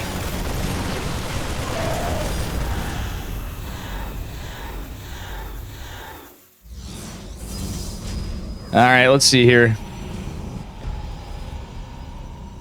What do we got? This is a cool one. Stamina +1 coming. It's the 3-1-1 after, of course. Tank on the high ground. You need it for Blink Stalkers. You need it for 4-gate Blink. Max Pack's not macroing behind it this game. I kind of like his macro. Like, he's a lot more committed. The last game he did so much with so little, but he was getting under Clem's skin. But the 4-gate Blink push just set him up for, like now he's behind. In my eyes, he's behind. Oh, yeah, no, he technically is behind. He's behind of behind of behind. Clem at 47, Workers 39. Max Packs may have gotten some army units, yeah. May have gotten a tank. May have gotten a medevac. But he's just now getting a third base. He's no charge. He's no... almost more importantly, Robo Bay or Temple Archives or something. It's not like when we watched Hero go blink in 4-gate blink into DTs, which was... that was cool. But still... he's getting some good value. Okay, now he's starting to get some more units. He's getting his third base established. Getting the worker kills is nice, too. He's a couple bio trades. But he doesn't want to trade super inefficiently with the Stalkers. Has to be careful of this tank, and he's not going to do so. Oh, he denied combat shields. That's big. He may get stim. Oh, my God. Max Packs gets stim and combat shields. And a reactor. And is he going to get the hell out of there? He doesn't want to lose his Stalkers still. That's going to put him in a really good spot if he keeps the pressure on. We've seen Max Packs end games, even against Clem. This map may work to Clem's advantage, but that being said, the Raven gets a lot of harassing. 2 auto turrets still. Max Packs just fine over here. Doesn't lose too many workers. Now with the 3 base advantage, he's fine. Is he going to snipe on the CC? He don't. Oh, that's a sick cancel by Clem, but still. Max Packs microing his heart out with his Warp Prism. Look at this. The blinks, the Warp Prism. But these Stalkers are going down. He has to be careful. Marauder's still good without the stuff against Stalkers. Yeah, they don't have concussive and they don't have stim. They do it +1. And they're quite good against Stalkers. Alright, Max Packs, back off, mate. He's got to buy time for things, but his Colossi's not out. He's going charge. Doesn't have extended thermal lance in the way. Clem gonna try to be annoying. He's got to try to do something, but it's amazing how these two can just fight and defend at the same time. How they do. Max Packs going back in for it. He's gonna go target workers. Clem has been producing workers like a madman himself, though. Look at this. Alright, Clem finally able to get the CC. He did rebuild one immediately, apparently, before that. Max Packs does have a singular shield battery right there. Clem just diving right into that third base. He's going with more Raven harass. Oh my God, how much can you actually defend against this stuff? Oh, the answer is you can't just perpetually defend against this. Ay, Max Packs losing 11 workers right there to the Raven harass and the medevac drop. Meantime, behind it, Clem moving on out. Siege tanks here, but you know what? If Chargy Boys went in, that would be pretty good. But you know what? Over here, yeah, I think actually the one tank and the Marauder, he had a... I mean, it's tough to tell, but he had a moment to attack this. Oh, he's going to scout the push if he's paying attention. Max Packs going to see this. Max Packs putting some aggression on, blinking, attacking the tank, taking it out. Getting some damage over here, but Clem's got a heavy force on the other side of the map. Colossi's out, though. Max Packs doesn't have a shield battery in his natural. He's getting a lot of work done on the other side of it, though. The Zealots, etc. The War Prism may not make it out in time. Is it going to? Yes. Widow Mine's killing 8. Oh my God, 18 SCVs fall, but it doesn't matter. Imagine if a shield battery's here. Guess what? The Colossus would still fall. The probes are going to be disintegrated. Max Packs getting insane damage, and at the same time, doesn't matter. The Widow Mines, the push. It's actually not like that huge. Like, there's a lot of army still over here. Like, in my eyes, it's not, but at the end of the day, Max Packs is like committed over on the other side. I think Clem's gonna do it. We'll see though. Yeah, Max Packs is down to 14 workers. 100% is he gonna do it? Clem was just everywhere. I mean, they were both everywhere. This is crazy. Ay. How did Clem keep so much? Ow. Ow. Ow. Max Pax killed the third base. That's why he's staying in it, I guess. But he doesn't have the tech. He doesn't have the upgrades. It's 1-1 Terran. He lost his robotics facility. He is just pure gate. Oh, wait, no. Max Pax. Oh, he got the double. He was set up for double forge. The fuck? This army, this just doesn't work. I don't see how Max Pax could win this in any way, shape, or form. As crazy as it is, he did insane work. There's just no way to do it. Look at it. It's the supply do not lie. That be it, guys. Max Pax is trying to find something, but this army's just too massive. Clem leads in workers, and I think the Prince of Denmark's gonna find out pretty soon just how much Terran's here before he concedes. GG. Just a single G for a great game. Clem putting a point on the board.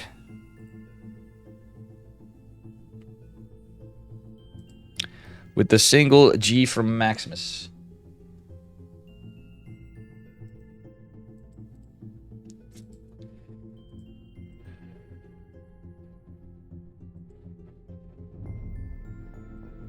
Oh shit.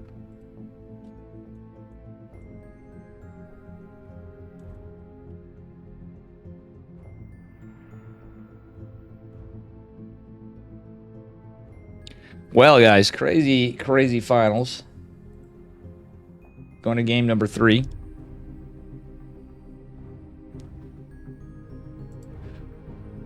We now have to change our KSL vetoing process.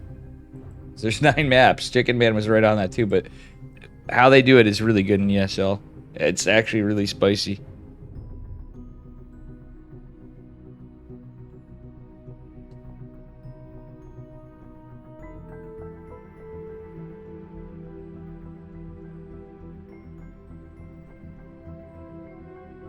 All right.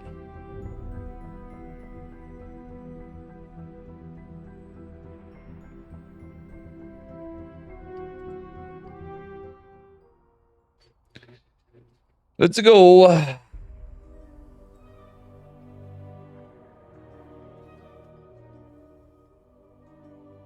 Game number 3 of the grand finals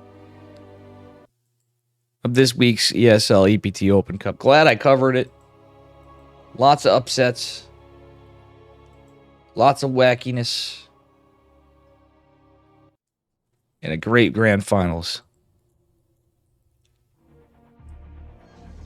And here we are. Spawning in the upper left-hand corner of Oceanborn. The blue, representing Psystorm Gaming, it is Max Pax. His opponent in the bottom right, he is red. Frenchman by the name of Mr. Clem from Team Liquid. Alright, what do we got this game? Oh, this looks a little cheeky from Mr. Clem, the Frenchman, sending the SCV across the map. What's he doing? That is not just a scout, my friends. Where is he going? Where is he going? Where is he going? He's going right here.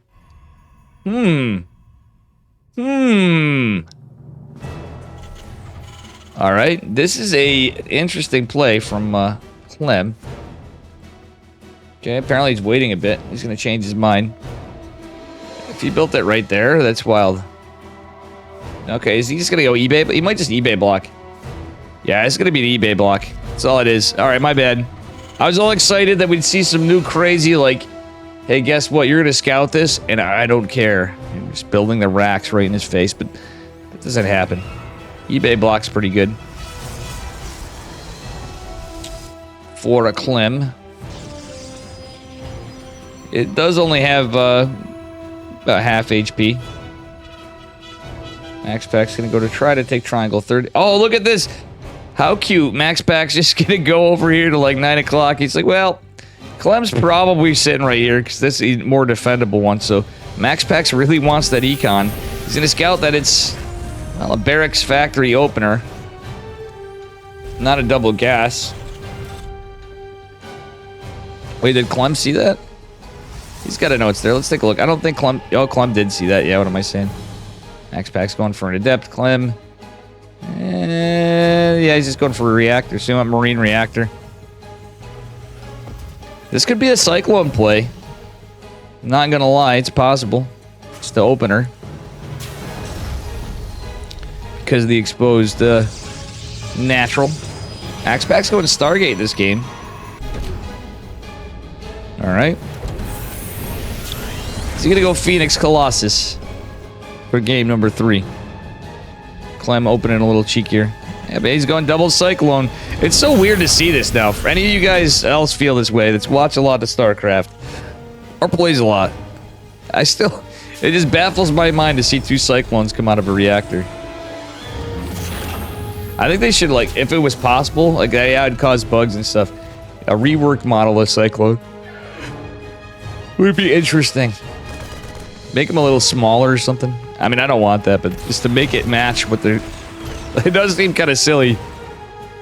These, now cheaper, faster building, lower armor, lower health, change DPS, but plus against mechanical units. They need an upgrade for speed, by the way, too. Basically, even more memes to fight this. Alright, let's see. This is what I'm talking about. It doesn't seem like Adepts do much. They kind of don't, but they do add a little bit more to it.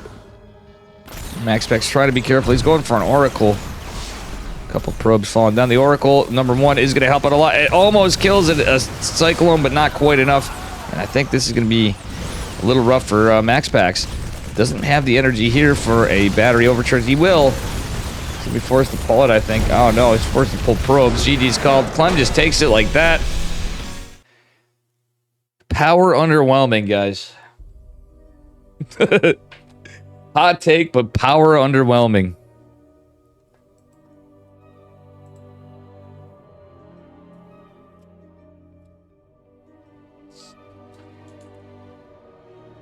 Yeah.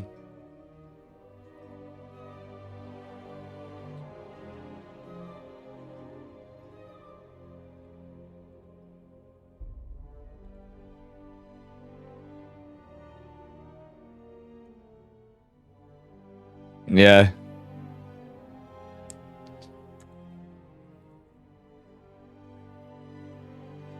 Alright, so MaxPac's down. Clem has got a +1 advantage. It's going to take MaxPac's 2 games to win it if he's to take it.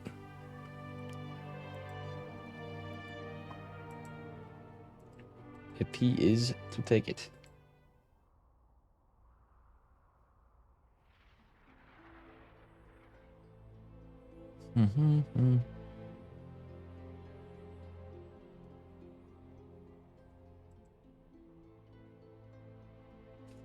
It's crazy to think about overall. Like, I'm casting on here in the lower tier.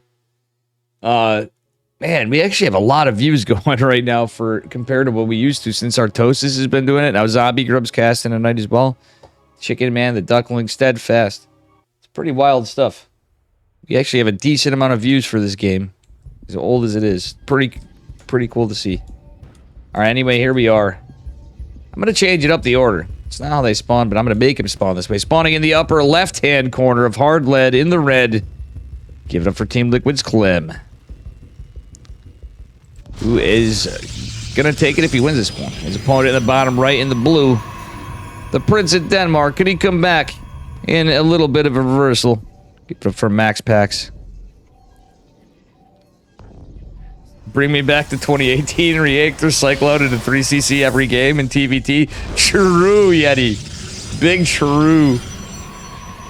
But I think now, honestly, TVT, if it were me, I could be the oddball on it. I think Reaper Hellion's still a better...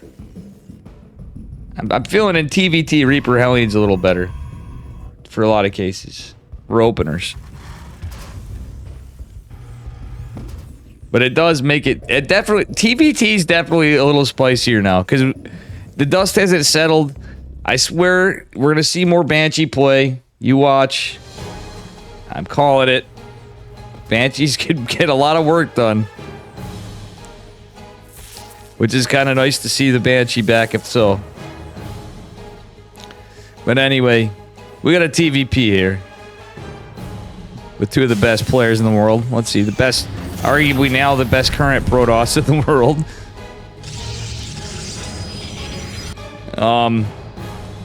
Anyway, he does not play online, or offline rather. But still, MaxPack's trying to get a little harassed, but honestly doesn't find any.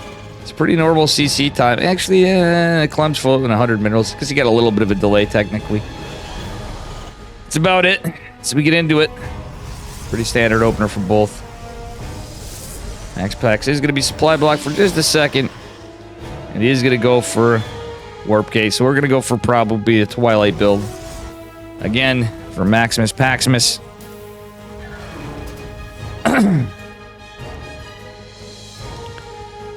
That is funny though, Yeti, too. It's true. Yeah. That's the stuff about the new Cyclone that is weird. I think, like, oddly enough, like, I don't know. Just a weird spot. Clem with an SCV right here. Okay, it's just an... that is pathing, I think. Nope, it's not. Actually, the pathing on this map... Is this the one? New map's throwing me off, guys. I thought the pathing on this one was here. No, this is a different map. Yeah, it's a little different. Some of these maps are throwing me off, just how they're designed, and I'm just not as familiar with them. Like, why the frick are they going here? I'm thinking it's all cheeky, and then I look and go, oh, it's because there's, like, debris and stuff in the center of the map, but not the case. On this one. Alright, Starport going down, yada yada yada. That's a 1-1-1 from Clem. Blink Stalker opener from Maximus Paximus. He's going 2-gate.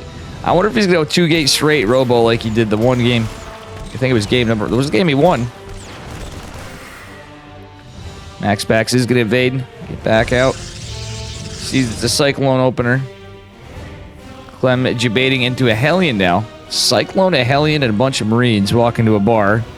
And we get this game. Gonna be a Widow Mine and follow up with it. Is this gonna be like... No, Cyclone's just defensive now. Not that it does as much as it does before with just one Cyclone, but still. Depth's gonna shade over. Your Stalker's gonna be out. Max Pack's not gonna be able to block it, but the shade into Depths. Oh, gonna clean it all up. Very well done by Max Pax. Max Pax looks like he's going for... Is he going for 4-gate blink again? Okay. Maybe not. It's 3 gates. This means he's gonna get a... I actually don't hate 3-gate when you're Max Pax. It's feeling a little more like game number 1. I don't know. 4-gate blink, you always end up in risky spots. Even Max Pax. Could be pretty good against some things. Other times, I'm like, I'm not so sure about it. Alright, the single Widow Mine drop. The 1F in chat, guys. Means Clem is going right into tank Raven. He's going right into Ravens. Interesting. Or a Raven, rather. Is he going to go enough to get Interference Matrix? That's the question. That's big committal now. He might just get one Raven and pull off. Max back sees the Medivac. This is a Jabetavac a little bit. It can get some good probe damage. But it is one Widow Mine. Very low committal from Clem. I like the lack of super commitment in this. He's not doubling down.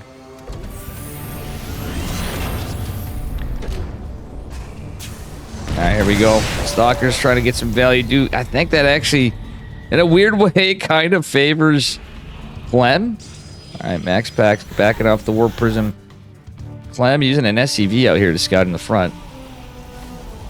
But Max Pax is going 3-gate, so it's not as committal as before. Like I said, I like it a little better. He's got a Robo Bay behind it. He's got his 3rd base coming up.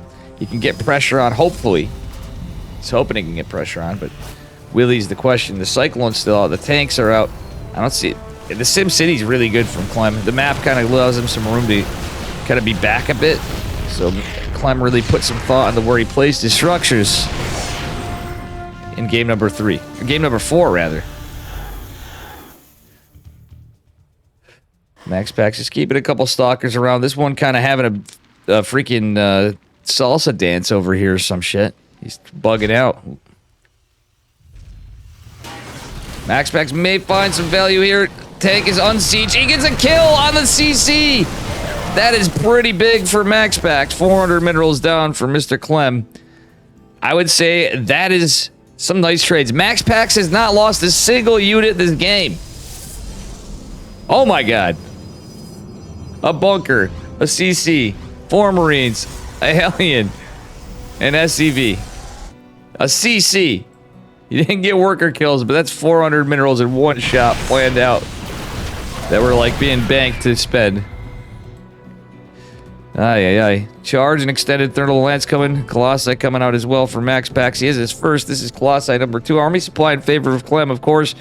Max Pax not able to get the serious stuff, but I think that was a good one. Still, he has to be really careful here. Max Pax may take the warp. Okay, no, he's taking it back. I thought he might take it, shark around, and try to find value behind it. But I think Max Pax is going to play very defensively. He's trying to get what Marines he can, because Clem's army is getting huge. Max Pax does have another Colossi pop, and not going to be out just yet. Charge is going to complete here somewhere in this bush. But Max Pax is thrown askew a bit. He sees the scan. He doesn't know exactly where the army is. The charge lot's coming in as a factor. Max Pax needs to get together. He's coming from behind, trying to hit the tank. Does do a little bit of damage to it. Damages the Raven. Yeah, anti-armor missile now. The thing is, everybody's like, oh, the Raven's useless. I think the Raven now, like, it's still really good in PvT. Anti-armor missile can be a huge factor in the fights. Even if you don't research interference matrix. Got any beer? I don't, Evan. I'm sorry. I did steal a beer from you. Yes. One day. Saturday. Hello, Evan. Evan's be like, God damn it, David. Anyway, my shit is, I'm gonna lose it. Max Pax is, I'm losing my track of thought. That's what I'm trying to say. He's in a rough spot. Like, the Widow Mines make it so he can't really just pounce on some of this, and he doesn't really want to. Totally, he's overextending with the Colossi. Speaking of extended thermal, oh my god. That was more like an overextended thermal lance. As the Colossi's dipping forward, he has to buy time, but he's lost power on gates. Yeah. This is rough. He does have another one popping, but still, this is looking scary for Max Pax. He's hanging on by a thread, maybe? It's not looking too good. Widow Mine's gonna be disengaged by the blank. Charge lot's coming in behind it, but oh, nice pull by Max Pax with the Zealots. Colossi gonna kill the Widow Mine finally, but this is like the last unit Max Pax has practically. One giant Colossi. A lot happening very fast. Max Pax are long distance mining. Like, he just can't find footing to get a good hold on this. I almost wish he got a disruptor. I really wish he got a disruptor. I think that would have been way more of the play. Okay, nice move of the blank. You need to keep the Colossi alive, even though this is like mostly Stalker. Even a Viking in this, that's scary. That's some extra DPS against the Colossi that Max Pax didn't want to have to contend with. He's trying to hold. Picks off the Marines. Has to be careful not to engage the Marauders too much. Zealot's going to come in, and Clem's going to have to get the hell out for a moment. Repositioning, getting more forces in. Oh, dear Lord. Pylon is going to go down as well. Max Pax is in a lot of trouble. Clem just got his 3rd CC online and active, dropping mules. He's ready to go, going into a Ghost Academy. Max Pax just can't, like, really do much out of this now.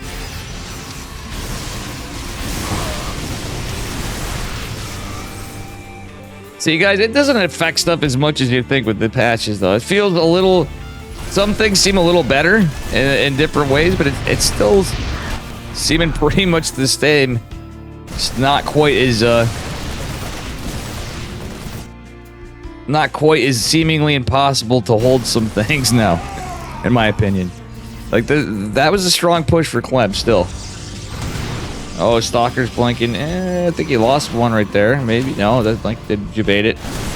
Medevac's gonna be... Or Medevac, I meant War Prism. Ugh, losing my train of thought here.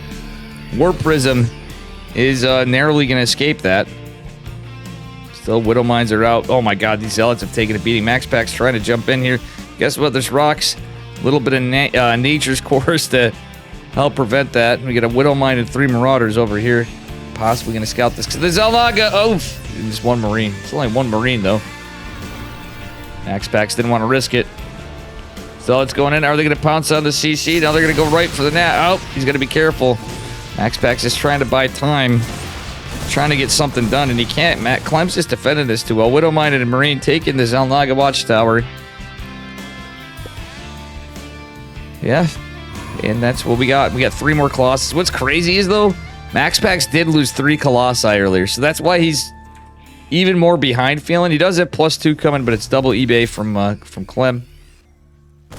Max Pax did get a Dark Shrine behind us. I forgot to mention that. Some SCVs going down. The Observer and the DT go down. I don't know. I don't think this is looking so hot for Max Pax. He got a 4th base online, but he had to do everything he could to hold on to this. Clem, he's going to have his 4th going down as well, but I don't know. Prince of Denmark in some trouble, methinks. Losing a lot of production time. He does have a lot of gates. I'll give him that. Did he? No, he's not going into upgrades because he needs to build units. He needs to spend every time to take this out. Disruptor is evaded in a nice split. That's what I'm saying. I would have liked to see Max Pax have disruptors earlier. Now he needs them, but he had to rebuild Colossi, he felt. Stalkers coming in here. The Disruptor's eating in the front. I don't like that one bit. I think it's looking rough for Max Pax. Doesn't have anything to save the Colossi. Charge Lots desperately trying to come in. The Laser Giraffe getting taken out right here. GG's called, and Clem is going to take the finals. Very good stuff, guys. And Gouda Games.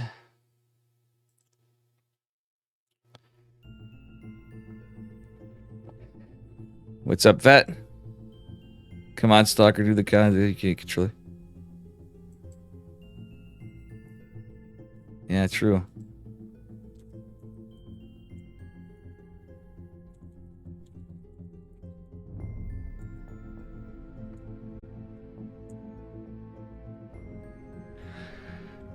All right, guys. Very good stuff.